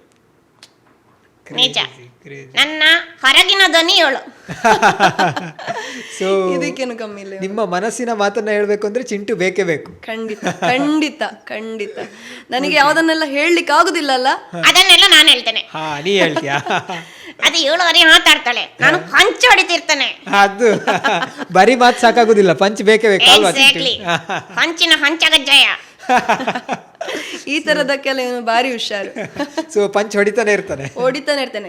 ನನಗೆ ಕೈಯೊಂದು ಹೀಗೆ ಕಟ್ಟಿರ್ಲಿಲ್ಲ ಅಂದ್ರೆ ತೆಗ್ದೊಂದು ಹೊಡಿತಿದ್ದೆ ಪಂಚು. ಅದು ಬೇಡ, ಅದು ಬೇಡ. ಅವನು ಹಾಗೂ ಸಹ ಹೊಡಿತಾನೆ, ಅದು ಡೇಂಜರ್. ಅದಕ್ಕೆ ಅವನನ್ನ ಕೈ ಕಟ್ಟಿದ್ದು. ಇವಾಗ ಚಿಂಟು ಹತ್ರ ಕೇಳಬೇಕು, ಚಿಂಟು ನಿಂಗೆ ಫ್ರೆಂಡ್ಸ್ ಇದ್ದಾರಾ ಯಾರು? ಎಷ್ಟು ಜನ ಆಯ್ತು? ಹೌದಾ? ಹಾ. ಯಾರೆಲ್ಲ? ಇಂಚಾರ, ಛಾಯಾ, ಲಕ್ಷ್ಮಿ, ಪ್ರೀತಿ, ಎಲ್ಲ ಹುಡುಗಿಯರ ಹೆಸರು ಬರ್ತಾ ಇದೆ. ಅಲ್ಲದಿದ್ರು ಮಾರೆಯ ಎಂತ ಹುಡುಗಿರ ಹೆಸರು ಅಂತ? ಹಾ, ಮತ್ತೆ ಎಲ್ಲ ಹುಡುಗಿಯರ ಹೆಸರು ಬರ್ತಾ ಇದೆ. ಇಲ್ಲ ಇಲ್ಲ, ಹಾಗೆಂತ ಇಲ್ಲ, ಅವರೆಲ್ಲ ನನ್ನ ಕ್ಲಾಸ್ ಫ್ರೆಂಡ್ಸ್. ಓ, ಕ್ಲಾಸ್ ಫ್ರೆಂಡ್ಸ್. ಭಯಂಕರ ಜೋರಿದ್ದಾರೆ. ಇವನಿಗೆ ಸತ್ಯ ಹೇಳ್ತಾನೆ, ಹುಡುಗರು ಫ್ರೆಂಡ್ಸೇ ಇಲ್ಲ. ಯಾಕಂದ್ರೆ ಅವರೆಲ್ಲ 7 ಹಿಂದೆ ಇದ್ದಾರೆ. ಚಿಂಟು ಇಲ್ಲ ಇಲ್ಲ ಇಲ್ಲ, ಸಾರಿ, ಹಾಗೆ ಹೇಳುದು ಪಾಪ ಬಾಯಿ ತಪ್ಪಿ ಬಂತ ಅಂತ. ಅದೇ ಬಾಯಿ ತಪ್ಪಿ ಬಂತ. ನನಗೆ ನಾನ್ ನಿನ್ ಸಪೋರ್ಟ್ ಚಿಂಟು. ನನಗೆ ಚಿಂಟು ಇದ್ದಾರಲ್ಲ, ನಾನು ಇವಳಿಗೆ ಯಾವತ್ತೂ ಸಪೋರ್ಟ್ ಮಾಡುದಿಲ್ಲ. ಹೌದಾ? ಎಂತದ, ನಾನ್ ನಿಂಗೆ ಯಾವಾಗ್ಲೂ ಸಪೋರ್ಟ್ ಮಾಡ್ತಿರ್ತೇನೆ, ನೀನ್ ನನಗೆ ಸಪೋರ್ಟ್ ಮಾಡುದಿಲ್ಲಲ್ಲ. ಯಾಕಂದ್ರೆ ಯಾಕೆ ಜನ ಇವಳಿಗೆ ಸಪೋರ್ಟ್ ಮಾಡ್ತಾರೆ. Very good. ಸೊ ಸಪೋರ್ಟ್ಗೆ ಜನ ಇದ್ದಾರೆ ಅಲ್ವಾ? ಅದಕ್ಕೆ ನಾನು ಯಾವಾಗ್ಲೂ ನನ್ನ ಎದುರಿಗಿರೋರಿಗೆ ಸಪೋರ್ಟ್ ಮಾಡುದು. Very good, very good. ಆಗಿರ್ಬೇಕಾಯ್ತಾ? Thank you. ಇವನು ತುಂಬಾ ತರ್ಲೆ ಇದ್ದಾನೆ. ಸೊ ಇವನನ್ನ ಅಂತ ಈ ತರ್ಲೆ ಒಂದು ಕ್ಯಾಟಗರಿಯಿಂದ ಹೊರಗೆ ತರೋದು ಬಾರಿ ಸುಲಭ ಇಲ್ಲದ. ಸೊ ಇದು ಹೇಗೆ ಹುಟ್ಟಿತು ಅಂತ ಹೇಳ್ಬೋದಾ? ಅಂದ್ರೆ ಖಂಡಿತ ನನಗೆ ಆಕ್ಚುಲಿ ಮಿಮಿಕ್ರಿ ಆರ್ಟಿಸ್ಟ್ ಆಗಿ ನಾನು ತುಂಬಾ ವರ್ಷದಿಂದ ಇದ್ದೆ. ಆದ್ರೆ ಮಿಮಿಕ್ ಆರ್ಟಿಸ್ಟ್ ಆಗಿ ಯಾವುದು ಶೋಸ್ ಕೊಡ್ತಿರ್ಲಿಲ್ಲ, ಮನೆಯಲ್ಲಿ ಮಾಡ್ತಾ ಇದ್ದೆ, ಅಥವಾ ಶಾಲೆ ಪ್ರತಿಭಾ ಕಾರಂಜಿಯಲ್ಲಿ ನಾನು ಡಿಸ್ಟ್ರಿಕ್ಟ್ ಲೆವೆಲ್ ಅಲ್ಲಿ ಕೂಡ ಪ್ರೈಸ್ ತಂದಿದ್ದೀನಿ. ಸೊ ಆ ತರ ಮಿಮಿಕ್ರಿಯಿಂದ ಸ್ವಿಚ್ ಮಾಡ್ಕೊಳ್ಬೇಕು ಅಂತ ಆಯ್ತು. ಅಂತ ಸಂದರ್ಭದಲ್ಲಿ ನನಗೆ ಒಂದು ವಿಚಿತ್ರವಾಗಿ ಮಾಡೋದು ಯಾವಾಗ್ಲೂ ಇಷ್ಟ. ಯಾವಾಗ್ಲೂ ನನಗೆ ನಾರ್ಮಲ್ ಆಗಿರೋದು ಇಷ್ಟ ಇಲ್ಲ, ಡಿಫ್ರೆಂಟ್ ಆಗಿರ್ಬೇಕು. ಯಾಕಂದ್ರೆ ನಾವು ಯಾವತ್ತು ಡಿಫ್ರೆಂಟ್ ಆಗಿದ್ರೇನೆ ನಮಗೆ ಒಂದು ಮುಂದೆ ಬರೋದಕ್ಕಾಗೋದು. ಹಾಗಾಗಿ ನಾನೇನು ಮಾಡಿದೆ, ಮೊದಲಿಗೆ ಫಸ್ಟ್ ಇಯರ್ PUC ಅಲ್ಲಿ ನಾನೊಂದು ಮಿಮಿಕ್ರಿ ಶೋ ಮಾಡಿದೆ. ಅದು ಸೂಪರ್ ಡೂಪರ್ ಹಿಟ್ ಆಯ್ತು. ಅದಾದ್ಮೇಲೆ ಒಂದು ಡೈರೆಕ್ಟ್ ಮಾಡಿದೆ, ಟ್ಯಾಲೆಂಟ್ಸ್ ಡೇ ಅಲ್ಲಿ ಒಂದು ಡೈರೆಕ್ಷನ್ ಮಾಡಿದೆ ಒಂದು ನಾಟಕನ. ನಾನೆಲ್ಲಿದ್ದಾಗ ಸುಮ್ಮನಿರು ನೀನು. ಹಾಗೆ ಡೈರೆಕ್ಟ್ ಮಾಡಿದೆ. ಅದಾದಾಗ ಕೂಡ ಚೆನ್ನಾಗಿ ಎಲ್ಲರೂ ಅಪ್ರಿಶಿಯೇಟ್ ಮಾಡಿದ್ರು. ಇನ್ನು ಹೊಸ್ತೇನಾರು ಮಾಡ್ಬೇಕಲ್ಲ, ಆಲ್ರೆಡಿ ಇದೆರಡು ಮಾಡಿದೆ, ನಾನೀಗ ಸೆಕೆಂಡ್ ಇಯರ್ ಅಲ್ಲಿ ಎಂತ ಮಾಡುದು? ಹೌದು, ಎಂತ ಮಾಡೋದು ಕೂರ್ತಿದ್ರೆ ನಾನಾದ್ರೂ ಈಗ ನೆಮ್ಮದಿಯಾಗಿ ಮಲ್ಕೊಂಡಿರ್ತೀನಿ. ಚಿಂಟು ಹೇಳು. ಸೊ ಹಾಗೆ ನಾನು ಒಂದು ಗೊಂಬೆ ಮಾತಾಡೋದನ್ನ ಯಾಕೆ ಟ್ರೈ ಮಾಡ್ಬೋದು, ನನ್ಗಾಗುತ್ತಾ ನೋಡುವ ಅಂತ ಟ್ರೈ ಮಾಡ್ಲಿಕ್ಕೆ ಹೋದೆ. ಟ್ರೈ ಮಾಡಿದೆ, god gift pass. First attempt ಅಲ್ಲಿ ಪಾಸ್ ಆಗಿದೆ. ಅದು ನನ್ನ ಪುಣ್ಯ, ಬಿಕಾಸ್ ನನಗೆ ಮಿಮಿಕ್ರಿ ಬೇಸ್ ಇತ್ತು. ಸೊ ಅದಾದ್ಮೇಲೆ ಹೌದೌದು, ಹಿಂದಿನ ದಿನ ರಾತ್ರಿ ನನ್ನ ಕುತ್ತಿಗೆ ಹಿಡ್ಕೊಂಡು ಹಾಕ್ತಿದ್ಲು ಇವಳು. ಹೌದು, ಯಾಕಂದ್ರೆ ಹಿಂದಿನ ದಿನ ರಾತ್ರಿ ಅಷ್ಟೇ ನಾನು ಇವನನ್ನ ನನ್ನ ಕೈಗೆ ಪಡೆದಿದ್ದೆ. ಅಂದ್ರೆ ನಾನು ಸುಳ್ಯದ ಒಂದು ಜಾಗದಲ್ಲೆಲ್ಲ ಹುಡುಕಿ ಒಂದು ಫ್ಯಾನ್ಸಿಯಲ್ಲಿ ಸಿಕ್ಕಿದಂತ ಬ್ಯಾಗ್ ಇವನು ಹೇಳು ನಂಗೆ ಜೀವ ಉಂಟು ಅಂತ ಅನ್ಕೊಳ್ಳಿ. ಆದ್ರೆ ಇವಾಗ ನೋಡಿ ಎಷ್ಟು ಫೇಮಸ್ ಆಗಿದೆ. ನನ್ನಿಂದ ನಾನು ಹೊಟ್ಟಿದ್ದೇನೆ. ನಾನು ಇವಳ ಜೀವನದ ಭಾಗ್ಯ ಲಕ್ಷ್ಮಿ ಅಂತ ಹುಡುಗಿ ಅಲ್ಲ? ಚಿಂಟು ಕಷ್ಟ ಇದೆ. ಸೊ ಆ ಥರ ಇವನು ಹುಟ್ಟಿಕೊಂಡ ಮೇಲೆ ನನಗೆ ಅಂದ್ರೆ ಬ್ಯಾಗ್ ಇಂದ ಸಿಕ್ಕಿದ್ದು, ಬಟ್ ಬಾಯಿ ಇರ್ಲಿಲ್ಲ. ಅದು ಹಾಗೆ ಇರ್ತಿದ್ರೆ ಎಷ್ಟು ಒಳ್ಳೇದಿರ್ತಿತ್ತು. ಮಾತೇ ಆಡ್ತಿರ್ಲಿಲ್ಲ, ನಂಗೆ ನೆಮ್ಮದಿ ಆಗ್ತಿತ್ತು. ನಿಂಗೆ ಹೆಸರು ಆಡ್ತಿರ್ಲಿಲ್ಲ. ನೀನೀಗೇನಿದ್ಯಾ, ಚೆನ್ನಾಗಿದ್ಯಾ? ಗಂಡಲ್. ಸೊ ನನಗೆ ಗೊಂಬೆಯನ್ನ ರೆಡಿ ಮಾಡಬೇಕಿತ್ತು. ಬರೀ ಒಂದು ಏನು ಹೇಳ್ತಾರೆ ಬ್ಯಾಗ್ ಆಗಿದ್ದದನ್ನ ಬಾಯಿ ಮಾಡಬೇಕಿತ್ತು. ನಾನು ಬೆಳ್ಳಾರೆಯ ಪ್ರಮೋದ್ ರೈ ಸರ್ ಅಂತ ಇದ್ದಾರೆ, ಅವ್ರ ಹತ್ರ ಹೋಗಿ ನಾನು ಕೇಳಿದೆ, ನನಗೆ ಈ ಗೊಂಬೆಗೆ ಬಾಯಿ ಮಾಡಿ ಕೊಡ್ಬೋದಾ, ಈ ಬ್ಯಾಗ್ನ ನನಗೆ ಗೊಂಬೆ ತರ ಬಾಯಿ ಮಾಡಿ ಕೊಡ್ಬೋದಾ? ಅವ್ರು ಅಂತ ಹೇಳಿದ್ರು, ಎಂತ ಹೇಳ್ತಿದ್ದೀರಾ ನೀವು, ಎಂತಕ್ಕೆ ಅದೆಂತ ಮಾಡ್ತೀರಾ ಅದನ್ನ ಇಟ್ಟುಕೊಂಡು? ನಾನು ಹೇಳ್ದೆ ಅದನ್ನು ಮಾತಾಡಿಸ್ತೇನೆ. ಅವ್ರಿಗೆ ಆಶ್ಚರ್ಯ ಇತ್ತು, ಎಂತ ಹೇಳ್ತಿದ್ದಾಳೆ ಇವಳು ಎಂತದ್ದು ಎಂತ ಬರೀ. ನೀವು ಯಾವ್ದಾದ್ರು ಬೇರೆ ಇದ್ರಲ್ಲಿ ನೋಡಿದ್ರಾ ಅಥವಾ? ಹಾ, ಚಿಕ್ಕದಿರುವಾಗಿಂದ ಇಂದುಶ್ರೀ ಅವರು ನಮ್ಮ ಗೊತ್ತಿರ್ಬೋದಲ್ಲ, ಇಂದುಶ್ರೀ ಅವರು ನಮ್ಮ ದೇಶದ ಮೊದಲ ಮಹಿಳಾ ವೆಂಟ್ರಿಲಾಕ್ವಿಸ್ಟ್. ಸೊ ಅವರನ್ನು ನೋಡ್ತಾ ಇದ್ದಾಗಲೇ ನನಗೆ ಅನ್ನಿಸ್ತಿದ್ದು, ನನಗೆ ಆಗ್ತದೆ ಅಂತ ಕಾಣ್ತದೆ ಅಂತ ನನಗೆ ಅನ್ನಿಸ್ತಿತ್ತು. ಅದಕ್ಕೋಸ್ಕರ ನನಗೆ ಆ ಐಡಿಯಾದಿಂದ ಇದನ್ನ ಶುರು ಮಾಡಬೇಕು ಅಂತ ಇತ್ತು. ಶುರು ಮಾಡಬೇಕು ಅಂತ ಆದ ಮೇಲೆ ನಾನು ಹೋಗಿ ಅವ್ರ ಹತ್ರ ಕೇಳಿದೆ. ಅವರು ಇದು ಹೇಗೆ ಅಂತ ಅವರಿಗೂ ಡೌಟ್ ಆಯ್ತು. ಆದ್ರೆ ಏನೋ ಬಟರ್ ಮಾಡ್ತಿದ್ದಾರೆ, ಮಾಡ್ಲಿ ಅಂತ ಹೇಳ್ಬಿಟ್ಟು ಅವರು ಅದನ್ನೆಲ್ಲ ಮಾಡಿ ಕೊಟ್ರು. ರೆಡಿ ಮಾಡಿ ಕೊಟ್ಟ ಮೇಲೆ ನಾನು ಆ ದಿನ ರಾತ್ರಿ ಹೋಗಿ ಟ್ರೈ ಮಾಡಿದೆ. ಅಂದ್ರೆ ಅದಕ್ಕಿಂತ 4 ದಿನ ಮೊದಲೇ ಸ್ಕ್ರಿಪ್ಟ್ ಎಲ್ಲ ಮಾಡಿದ್ದೆ, 5 ನಿಮಿಷದ್ದು. ನೆಕ್ಸ್ಟ್ ದಿನ ನನಗೆ ಆಂಕರಿಂಗ್ ಕೂಡ ಇತ್ತು ಕಾಲೇಜ್ ಡೇ ಅಲ್ಲಿ. ಸೊ ಆವಾಗ ಒಂದು 5 ನಿಮಿಷದ ಸ್ಕ್ರಿಪ್ಟ್. 5 ನಿಮಿಷದಲ್ಲಿ ನಾನು ಹುಟ್ಟಿದ್ದು. ಆ 5 ನಿಮಿಷದ ಸ್ಕ್ರಿಪ್ಟ್ ಅನ್ನ ನಾನು ಮಾಡಿ ಕನ್ನಡಿ ಮುಂದೆ ಪ್ರಾಕ್ಟೀಸ್ ಮಾಡುವಾಗ ಅಪ್ಪನಿಗೆ ಅನಿಸಿತ್ತು, ಇವಳಿಗೆ ಅಂತ ಹುಚ್ಚಿಗೆ ಚಿಡಿತೆ ಅಂತ ಕಿರ್ಚುತ್ತಿದ್ದಾಳೆ ಅಂತ. ಬಗ್ಗೆ ನೋಡ್ತಿದ್ರು ಮನೆಯಲ್ಲಿ ರಾತ್ರಿ, ಎಂತ ಇವಳು ಕಿರ್ಚುದು ರೂಮಲ್ಲಿ ಅಂತ. ಅದೇ ತಲೆ ಕೆಟ್ಟದಾಗ್ಲೂ ಗೊತ್ತಾಗಿರ್ಬೇಕು. ಚಿಂಟೋ ಅಲ್ಲ, ಸತ್ಯ ಹೇಳಿದ್ದು, ಸುಮ್ಮನಿರು. ಸೊ ಹಾಗೆ ಅವರ ಹತ್ರ ಒಂದು ಅಪ್ಪನ ಒಂದು ಡೌಟ್ ಅನ್ನು ಕ್ಲಿಯರೆನ್ಸ್ ಮಾಡ್ಲಿಕ್ಕೆ ಆಗ್ಲೇ ಹೋಗ್ಲಿಲ್ಲ ನಾನು. ಶಾಲೆಯಲ್ಲಿ ಡೈರೆಕ್ಟ್, ಕಾಲೇಜಲ್ಲೇ ನಾನು ಡೈರೆಕ್ಟ್ ಶೋ ಕೊಟ್ಟದು. 6 ಗಂಟೆಯ ಸಮಯ, ಕೊನೇ ಶೋ ನಂದಾಗಿತ್ತು. ಆಂಕರಿಂಗ್ ಎಲ್ಲ ಮುಗಿಸಿ ಒಂದ್ಸಲ ಆಗಿದ್ದಾಗ್ಲಿ ಅಂತ ಹೇಳಿ 10ಕ್ಕೆ ಕೊಟ್ಟದೆ ಶೋ. ಎಷ್ಟು ಸೂಪರ್ ಡೂಪರ್ ಹಿಟ್ ಆಯ್ತು ಅಂತಂದ್ರೆ ಎಲ್ಲರೂ ಹೇಳಿದ್ರು ಕಂಟಿನ್ಯೂ ಮಾಡು. ಯಾಕಂತ ಹೇಳಿದ್ರೆ ಎಲ್ಲರಿಗೂ ನಾನು ಇಷ್ಟ ಅದೇ. ಕರೆಕ್ಟ್. ಆಕ್ಚುಲಿ ಆವಾಗ ನನ್ನನ್ನು ಇಷ್ಟ ಆಯ್ತೋ ಇಲ್ವೋ, ಇವನನ್ನಂತೂ ಅಷ್ಟು ಇಷ್ಟಪಟ್ರು, ಎಸ್ಪೆಷಲಿ ಅಲ್ಲಿನ ಹುಡುಗಿಯರು. ಅದಕ್ಕೆ ನಾನೇ ಹೇಳ್ದೆ, ನಾನು ಇನ್ನು ಸಹ ಮಾತಾಡೋದು. ಬಹುಶಃ ಅಲ್ಲಿಂದವೇ ಹುಡುಗಿಯರೆಲ್ಲ ಆಗ ಹೇಳಿದಲ್ಲ, ಅದೆಲ್ಲ ಅಲ್ಲಿಂದನೇ ಫ್ರೆಂಡ್ಸ್ ಆದದ ಅಂತ. ಮೇ ಬಿ ಅದೆಲ್ಲ ಸೀಕ್ರೆಟ್ ಹೇಳಿಕ್ ಆಗೋದಿಲ್ಲ. ಮತ್ತೆ ಹೇಳಾಯ್ತಾ, ನಾವು ಹೊರಕೊಡ್ತೇನೆ ಅಂತ ಹೇಳಿ. ತುಂಬಾ ಜೋರಿದಾನೆ ಆಯ್ತಾ, ಜಾಗ್ರತೆ ಭಯಂಕರ. ಹಾಗೆ ಅಲ್ಲಿಂದ ಶುರುವಾಗಿದ್ದ ಜರ್ನಿ ಮತ್ತೆ ರೆಸ್ಟ್ ಇಸ್ ಹಿಸ್ಟ್ರಿ. ಅಲ್ಲಿಂದ ನೆಕ್ಸ್ಟ್ ನನ್ನ ಅಫಿಷಿಯಲ್ ಔಟ್ಸೈಡ್ ಶೋ ಅಂತ ಹೇಳಿದ್ರೆ ಅದು ಸುಬ್ರಹ್ಮಣ್ಯ ಷಷ್ಠಿ. ಬಹುಶಃ ಇವನು ಹುಟ್ಟಿದ್ರೆ ನಂತರ ನಿಮ್ಮ ಅಧ್ಯಾಯವೇ ಒಂದು ಬೇರೆ ಅಧ್ಯಾಯ ಅಂತ. ನಿಜ ಟರ್ನಿಂಗ್ ಪಾಯಿಂಟ್. ಎಕ್ಸಾಕ್ಟ್ಲಿ. ಇಲ್ಲದ ಎಂತ ಟರ್ನಿಂಗ್ ಪಾಯಿಂಟ್ ಎಲ್ಲಿ ಉಂಟು? ಇಲ್ಲಿ ಉಂಟು ನೋಡು. ಎಲ್ಲ ಇವರಿಗೆ ಏಕಿದು. ಸರಿ ಆಯ್ತು. ಓಕೆ. ಸೊ ಅದಾದ ನಂತರ ಇದನ್ನು ಮಾಡಬೇಕಂತಾದ್ರೆ ಏನೆಲ್ಲ ಟ್ಯಾಲೆಂಟ್ ಬೇಕಾಗ್ತದೆ ಅಥವಾ ಹೇಗಿರ್ತದೆ? ಅಂದರೆ ನಾವು ಎದುರುಗಡೆಯಿಂದ ನೋಡೋ ಪ್ರೇಕ್ಷಕರಾಗಿ ನಮಗೇನು ಗೊತ್ತಾಗಲ್ಲ, ಬಟ್ ಯಾವ ಥರ ಚಾಲೆಂಜಿಂಗ್ ಆಗಿರ್ತದೆ ಮಾಡಬೇಕಾದ್ರೆ? ನಾನು ಹುಟ್ಟಬೇಕಷ್ಟೇ. ಹಾಗೇನಲ್ಲ, ಇವನು ಹುಟ್ಟಬೇಕು ಅಂತಂದ್ರೆ ಅಂದ್ರೆ ಇವನು ಅಂತಲ್ಲ, ಪ್ರತಿಯೊಬ್ಬರಿಗೂ ಅವರ ಒಂದು ಕನಸಿನ ಡಾಲ್. ಯಾಕಂದ್ರೆ ಚಿಕ್ಕವರಿಂದ ಎಲ್ಲ ಮಕ್ಕಳಿಗೂ ಟಿವಿಯಲ್ಲಿ ನೋಡ್ತಾರೆ, ಕಾರ್ಟೂನ್ ನೋಡ್ತಾರೆ. ನಾನು ಕಾರ್ಟೂನ್ ನೋಡ್ಕೊಂಡೇ ಬೆಳೆದವಳು, ಕಾರ್ಟೂನ್ ನೋಡಿ ಈ ತರದೆಲ್ಲ ತಲೆಗೆ ಬಂದದ ನನಗೆ, ಸತ್ಯ ಹೇಳುದು. ಸೊ ಕಾರ್ಟೂನ್ ನೋಡಿಕೊಂಡು ಇವಳು ಕೂಡ ಕಾರ್ಟೂನ್ ಆಗಿ ಆಡ್ತಿದ್ಲು. ಸುಮ್ಮನಿರು. ಹಾಗೆ ಕಾರ್ಟೂನ್ ನೋಡಿಕೊಂಡು ಎಲ್ರಿಗೊಂದು ಆಸೆ ಇರ್ತದೆ, ನನಗೂ ಆತರ ಮಾತನಾಡುವ ಹಾಗೆ ಒಂದು ಗೊಂಬೆ ನನ್ನ ಜೊತೆ ಇದ್ರೆ, ನನಗೊಂದು ಸಮಾಧಾನಕ್ಕೆ ಯಾವ್ದಾರ ಒಂದು ಗೊಂಬೆ ನನ್ನ ಜೊತೆ ಇದ್ರೆ ಅಂತ ಎಲ್ಲ ಮಕ್ಳಿಗೂ ಇರ್ತದೆ. ಗೊಂಬೆ ಅಂದ್ರೆ ಯಾವ ಮಕ್ಳಿಗೆ ಇಷ್ಟ ಇಲ್ಲ ಹೇಳಿ? ತುಂಬಾ ಇಷ್ಟ. ನನಗೆ ಹೆಣ್ಣು ಗೊಂಬೆ ಅಂದ್ರೆ ತುಂಬಾ ಇಷ್ಟ. ಅದು ಭಾರಿ ಅವನಿಗೆ. ಆ ತರ ನನಗೂ ಒಂದು ಆಸೆ ಇತ್ತು, ಗೊಂಬೆ ಆಮೇಲೆ ಇದರೆಲ್ಲ ಆಟ ಆಡುವಂಥದ್ದು. ಅದ್ರ ಜೊತೆಗೆ ನನ್ನ ಮನಸ್ಸಿಗೊಂದು ನೆಮ್ಮದಿ ಬೇಕು, ಬೇಜಾರಾದಾಗ ನನಗೂ ಏನಾದ್ರೂ ಒಂದು ಬೇಕು ಅಂತ ನನಗೂ ಇತ್ತು. ಸೊ ಇವನು ಬಂದ ಮೇಲೆ ನನ್ನ ಜೀವನಕ್ಕೆ ಅದೊಂಥರ ಏನ್ ಹೇಳ್ತಾರೆ ಸ್ಪೆಷಲ್ ಮೂಮೆಂಟ್ಸ್. ಸ್ಟಾರ್ ಆಗ್ಬಿಟ್ಟೆ ನಾನು, ರಾತ್ರಿ ಸ್ಟಾರ್ ಅಂತ ಹೇಳ್ತಾರಲ್ಲ ಹಾಗೆ. ಅರ್ಧ ರಾತ್ರಿಯಲ್ಲಿ ಬೇಡ ತಿರುಕೊಂದೆಲ್ಲ ಹೇಳಿ ಕೊಡ್ತಾನೆ ಇವನು. ನೀನಲ್ಲ ಅಂದ್ರೆ ಸರಿ. ಸೊ ಈ ತರದ ಇಂಟ್ರಾಕ್ಷನ್ಗೆ ಬೇಕಾಗಿರುವಂಥದ್ದು ಗೊಂಬೆ ಅಂತ ಮಾತ್ರ ಅಲ್ಲ, ಗೊಂಬೆ ಅಂತ ಹೇಳಿ ಎಲ್ರಿಗೂ ಆಸೆ ಇರುವ ಹಾಗೆ ಆಗ್ತದೆ. ಮತ್ತೆ ಈ ಒಂದು ಟ್ಯಾಲೆಂಟ್ಗೆ ಒಂದು ಕಾಂಪ್ಲಿಮೆಂಟರಿ ಟ್ಯಾಲೆಂಟ್ಸ್ ಬೇಕು. ಈಗ ಒಂದು ಮೂವಿದು ಟೈಟಲ್ ಬಂದ್ರೆ ಸಬ್ ಟೈಟಲ್ಸ್ ಅಂತ ಇರ್ತದಲ್ಲ, ಆ ರೀತಿಯಾಗಿ ಒಂದು ಮಿಮಿಕ್ರಿ ಜೊತೆಗೆ ಸ್ಪಾಂಟನಿಟಿ ಜೊತೆಗೆ ಹೈಪರ್ ಆಕ್ಟಿವ್ ಜೊತೆಗೆ ಸ್ಕ್ರಿಪ್ಟ್ ರೈಟಿಂಗ್ ಇದ್ರೆ ಬೆಸ್ಟ್. ಯಾಕಂದ್ರೆ ನಿಮ್ಗೆ ಯಾರಾದ್ರೂ ಸ್ಕ್ರಿಪ್ಟ್ ರೈಟರ್ ಜೊತೆಗೆ ಇದ್ರೆ ತೊಂದರೆ ಇಲ್ಲ, ಅದು ಓಕೆ. ಅವರಿಗೆ ಸ್ಕ್ರಿಪ್ಟ್ ಬರೆಯೋಕೆ ಬಂದ್ರೆ ಬೆಸ್ಟ್, ಬಿಕಾಸ್ ಆನ್ ಸ್ಪಾಟ್ ನಮಗೆ ಡೈಲಾಗ್ಸ್ ತಗೊಂಡು ಹೋಗ್ಬೋದು. ಕರೆಕ್ಟ್. ಅಲ್ಲ, ಇನ್ನೊಂದೇನು ಅಂತ ಹೇಳಿದ್ರೆ ಬಹುಶಃ ಆನ್ ಸ್ಪಾಟ್ ಹೇಳಲಿಕ್ಕೆ ತುಂಬಾ ಚಾಲೆಂಜಿಂಗ್ ಆ್ಯಂಡ್ ನಂತರ ನಿಮ್ಮ ಥರ ಹಾಗಾಗಿ ತುಂಬಾ ಚಾಲೆಂಜ್ ತುಂಬಾ ಬೇಕು. ಅಂದ್ರೆ ನನಗೆ ಸಾಹಿತ್ಯದ ಬ್ಯಾಕ್ ಗ್ರೌಂಡ್ ಇತ್ತು. ನಾನು ನನ್ನ 8ನೇ ವರ್ಷದಿಂದಲೇ ಸಾಹಿತ್ಯ ಬರೀತಿದ್ದೆ. ತುಂಬಾ ಬರೆದಿದ್ದೀನಿ ನಾನು. ಕತೆ, ಕವನ, ಚುಟುಕು, ಆರ್ಟಿಕಲ್ಸ್ ತುಂಬಾ ಬರೀತಿದ್ದೆ. ನನಗೆ ಬರೆಯುವುದು ಅಂತ ಹೇಳಿದ್ರೆ ಪಂಚಪ್ರಾಣ. ನನಗಿಂತಲೂ ಇಷ್ಟನಾ? ನಿನಗಿಂತ ಇಷ್ಟ ಇಲ್ಲ. ಸೊ ಇವಾಗ ನಿಮಗೆ ಬರೆಯೋದು ಇಷ್ಟ, ಚಿಂಟುಗೆ ಏನು ಇಷ್ಟ? ನನಗೆ ಅದನ್ನು ಓದುದು. ಓಕೆ, ಇವನು ಬಾರಿ ಹುಷಾರಿದ್ದಾನೆ. ಮತ್ತೆಂತ, ಅದನ್ನು ಓದಿದ್ರೆ ಸಾಕಾ? ನೀನಿದೆಯಲ್ಲ ಹರಿಲಿಕ್ಕೆ. ಅವನು ಓದ್ತಾನೆ, ನಾನು ಬರೀತೇನೆ, ಅವನು ಓದ್ತಾನೆ. ಮತ್ತೇನು ಇಂಟ್ರೆಸ್ಟ್ ಇದೆ? ಅತ್ತೆ ಏನು ಏನು ಅದು ಹೇಳಕ್ಕ? ಬೇಡ, ನೀವು ಗೊತ್ತುಂಟಲ್ಲ ಎಂತದು ಮಾರೆ, ನೀವು ಕಣ್ಣಲ್ಲಿ ಮಾತಾಡಿಕೊಂಡ್ರೆ ನನಗೆ ಗೊತ್ತಾಗ್ಲಿಲ್ಲ ಎಂತದು. ನಮ್ದು ಅದು ಅಲ್ವಾ ಚಿಂಟು? Yes exactly. ಇದೇ ಪ್ರಾಬ್ಲಮ್. ಹುಡುಗರು ಮಾತಾಡಿದ್ರೆ ನಮಗೆ ಬೆಲೆ ಇರುವುದಿಲ್ಲ. ಹೋಗಲಿ. ಇದೆಲ್ಲ ಬಾರಿ ಹುಷಾರಿದ್ದಾನೆ ಇವನು, ಎಂತ ಮಾಡ್ಲಿಕ್ಕೆ ಆಗುದಿಲ್ಲ. ನಾನು ಆ ತರ ಒಂದು ಸೆಟ್ ಆಫ್ ಮಲ್ಟಿ ಟ್ಯಾಲೆಂಟೆಡ್ಸ್ ಮಾತ್ರ ಮಾಡ್ಲಿಕ್ಕೆ ಸಾಧ್ಯ.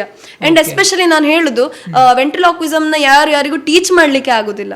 ಅದು ಒಳಗಿಂದ ಬರಬೇಕು. ಯಾರಿಗಾದ್ರೂ ಅದ್ರ ಕೆಪಾಸಿಟಿ ಬರ್ತದೆ, ಮಾಡ್ಲಿಕ್ಕೆ ಆಗ್ತದೆ ಅನ್ನೋರ್ನ ಬೇಕಾದ್ರೆ ಟ್ರೈನ್ ಅಪ್ ಮಾಡ್ಬೋದು. ಬಟ್ ನನಗೆ ತುಂಬಾ DMs ಬಂತು, ಮೆಸೇಜ್. Yes exactly, ಹೇಳಿಕೊಡಿ. ನನಗೆ ಕಾಲೆಲ್ಲ ಹಿಡಿದು ಕಾಲ್ ಕಟ್ಟು ಮಾಡಿ ತಗೊಂಡೋದ್ರು. ಅಷ್ಟು ಹೌದು, ರಿಕ್ವೆಸ್ಟ್ ಮಾಡ್ತಾರೆ. ಹೌದು, ಚಿಂಟು ಫ್ಯಾನ್ಸ್ ತುಂಬಾ ಜನ ಇದ್ದಾರಾ ಅಂತ? ನನಗೆ ಅದಕ್ಕೆ ಶೆಕೆನೇ ಆಗುದಿಲ್ಲ.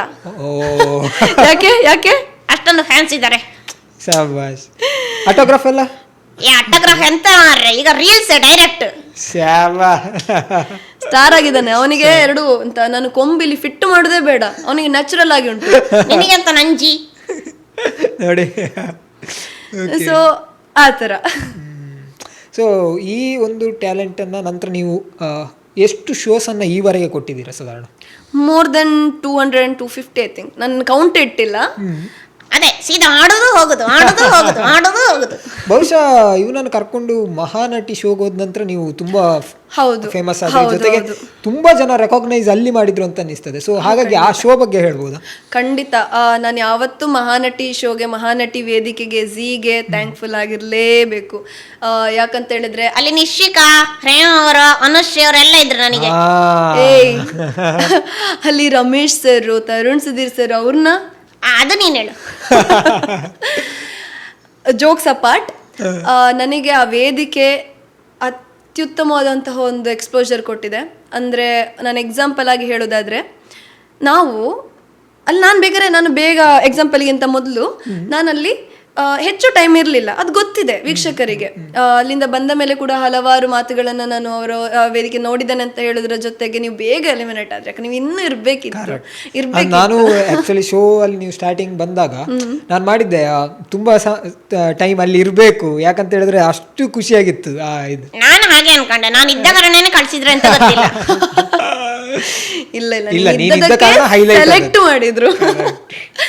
ಸೊ ಅಲ್ಲಿ ನಾನು ಇದ್ದಿದ್ದು ಟೈಮ್ ಶಾರ್ಟ್ ಆಗಿರ್ಬೋದು, ಬಟ್ ತುಂಬ ಮೆಮೊರೀಸ್ ಮಾಡಿದ್ದೀನಿ. ಆ ಒಂದು ಟೈಮಲ್ಲಿ ತುಂಬ ಕಲ್ತಿದ್ದೇನೆ. ಆ ಇದ್ದ ಶಾರ್ಟ್ ಟೈಮಲ್ಲೇ ನಾನು ಅಷ್ಟೊಂದು ಕಲಿಬೋದು ಅಂತಾದರೆ ನನಗೆ ಜೀವನದಲ್ಲಿ ಇನ್ನೆಷ್ಟೆಷ್ಟು ಅವಕಾಶಗಳಿರ್ಬೋದು. ಸೊ ಹೇಗೆ ಅಲ್ಲಿ ನೀವು ಪಾರ್ಟಿಸಿಪೇಟ್ ಮಾಡಿದಾಗ ಅದು ನಮ್ಮ ದಕ್ಷಿಣ ಕನ್ನಡದನ್ನ ಪ್ರತಿನಿಧಿಸಿ ದಕ್ಷಿಣ ಕನ್ನಡ ನಮ್ಮ ವಂಶಿಯೂ ಇದ್ರು, ವಂಶಿ ಗೆದ್ದಿದ್ದಾಳೆ, ಅದಕ್ಕೆ ತುಂಬಾ ಖುಷಿ ಇದೆ. ಅದು ನಮ್ಮ ಸುಳ್ಯದ ಪ್ರತಿಭೆನೆ.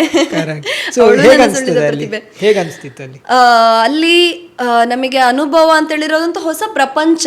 ಯಾಕಂದ್ರೆ ಇಲ್ಲಿ ಸ್ಟೇಜ್ ಅಲ್ಲಿ ಕಾರ್ಯಕ್ರಮ, ಇವನೊಟ್ಟಿಗೆ ಅಂತ ಇಲ್ಲಿ ಹೇಳಿಕೊಂಡು ಅದೆಲ್ಲ ಬಿಟ್ಟು ಅಲ್ಲಿ ಹೋಗಿ ಅಂತ ದೊಡ್ಡ ವೇದಿಕೆಯಲ್ಲಿ ಲಕ್ಷಾಂತರ ಜನ ನೋಡುವ ವೇದಿಕೆಯಲ್ಲಿ ಹತ್ತಿ, ಅಷ್ಟು ಜನ ದೊಡ್ಡ ದೊಡ್ಡ ಸೆಲೆಬ್ರಿಟಿಗಳು, ನಾವು ಕನ್ಸಲು ಅವರನ್ನೆಲ್ಲ ಮೀಟ್ ಆಗ್ತೀವಿ ಅಂತ ಅನ್ಕೊಂಡಿರೋದಿಲ್ಲ. ಅವರ ಜೊತೆ ನಮಗೆ ಒಂದು ಕಾರ್ಯಕ್ರಮದಲ್ಲಿ ಸ್ಟೇಜ್ ಹಂಚಿಕೊಳ್ಳುವಂತ ಒಂದು ಸುವರ್ಣ ಅವಕಾಶ, ಕನಸಲ್ಲಿ ಅದನ್ನು ನೆನೆಸಲಿಕ್ಕೂ ಸಾಧ್ಯ ಇಲ್ಲ. ತುಂಬ ಒಂದು ಚೆರಿಷಬಲ್ ಮೂಮೆಂಟ್. ಅಲ್ಲಿರುವಂಥ ಟೀಮ್ ಪ್ರತಿಯೊಬ್ಬರು ಎಷ್ಟೊಂದು ಪ್ರೀತಿ ಕೊಡ್ತಿದ್ರು ಅಂದರೆ ನನಗೂ ಕೂಡ ಅದು ತುಂಬಾ ಆಶ್ಚರ್ಯ ಆಯ್ತು. ಯಾಕಂತ ಹೇಳಿದ್ರೆ ಇವಳು ಯಾವತ್ತು ಅಷ್ಟು ಖುಷಿಯಾಗಿದ್ದದು ನಾನು ನೋಡಿರೇ ಇರಲಿಲ್ಲ. ಅಷ್ಟು ಖುಷಿಯಾಗಿದ್ದೆ ನಾನಲ್ಲಿ. ಅದು ಒಂಥರ ಒಂದು ಡಿಫ್ರೆಂಟ್ ಆದ ಪ್ರಪಂಚ ಆದ್ರೂ ಕೂಡ ನನಗೆ ಇನ್ನೊಂದು ಅದರಿಂದ ಒಂದು ಮೆಸೇಜ್ ನನಗೆ ಒಂದು ಸಿಕ್ತು. ಏನು ಅದೇನಪ್ಪ ಅಂತಂದ್ರೆ ರಿಟರ್ನ್ ಬಂದ್ಮೇಲೆ ನನಗನ್ಸಿದ್ದು, ನಾವು ಯಾವುದೇ ಒಂದು ಜಾಗದಲ್ಲಿ ಎಷ್ಟು ಟೈಮ್ ಇರ್ತೇವೆ, ಎಷ್ಟು ಜಾಸ್ತಿ ಇರ್ತೇವೆ, ಎಷ್ಟು ಟೈಮ್ ಒಂದು ಜಾಗದಲ್ಲಿ ಇರ್ತೇವೆ ಅನ್ನೋದೊಂದು ಮ್ಯಾಟರ್ ಆಗಲ್ಲ. ಅಂತಂದರೆ ಈಗ ಫಾರ್ ಎಕ್ಸಾಂಪಲ್ ಅಲ್ಲ, I am just like cherishing that moment.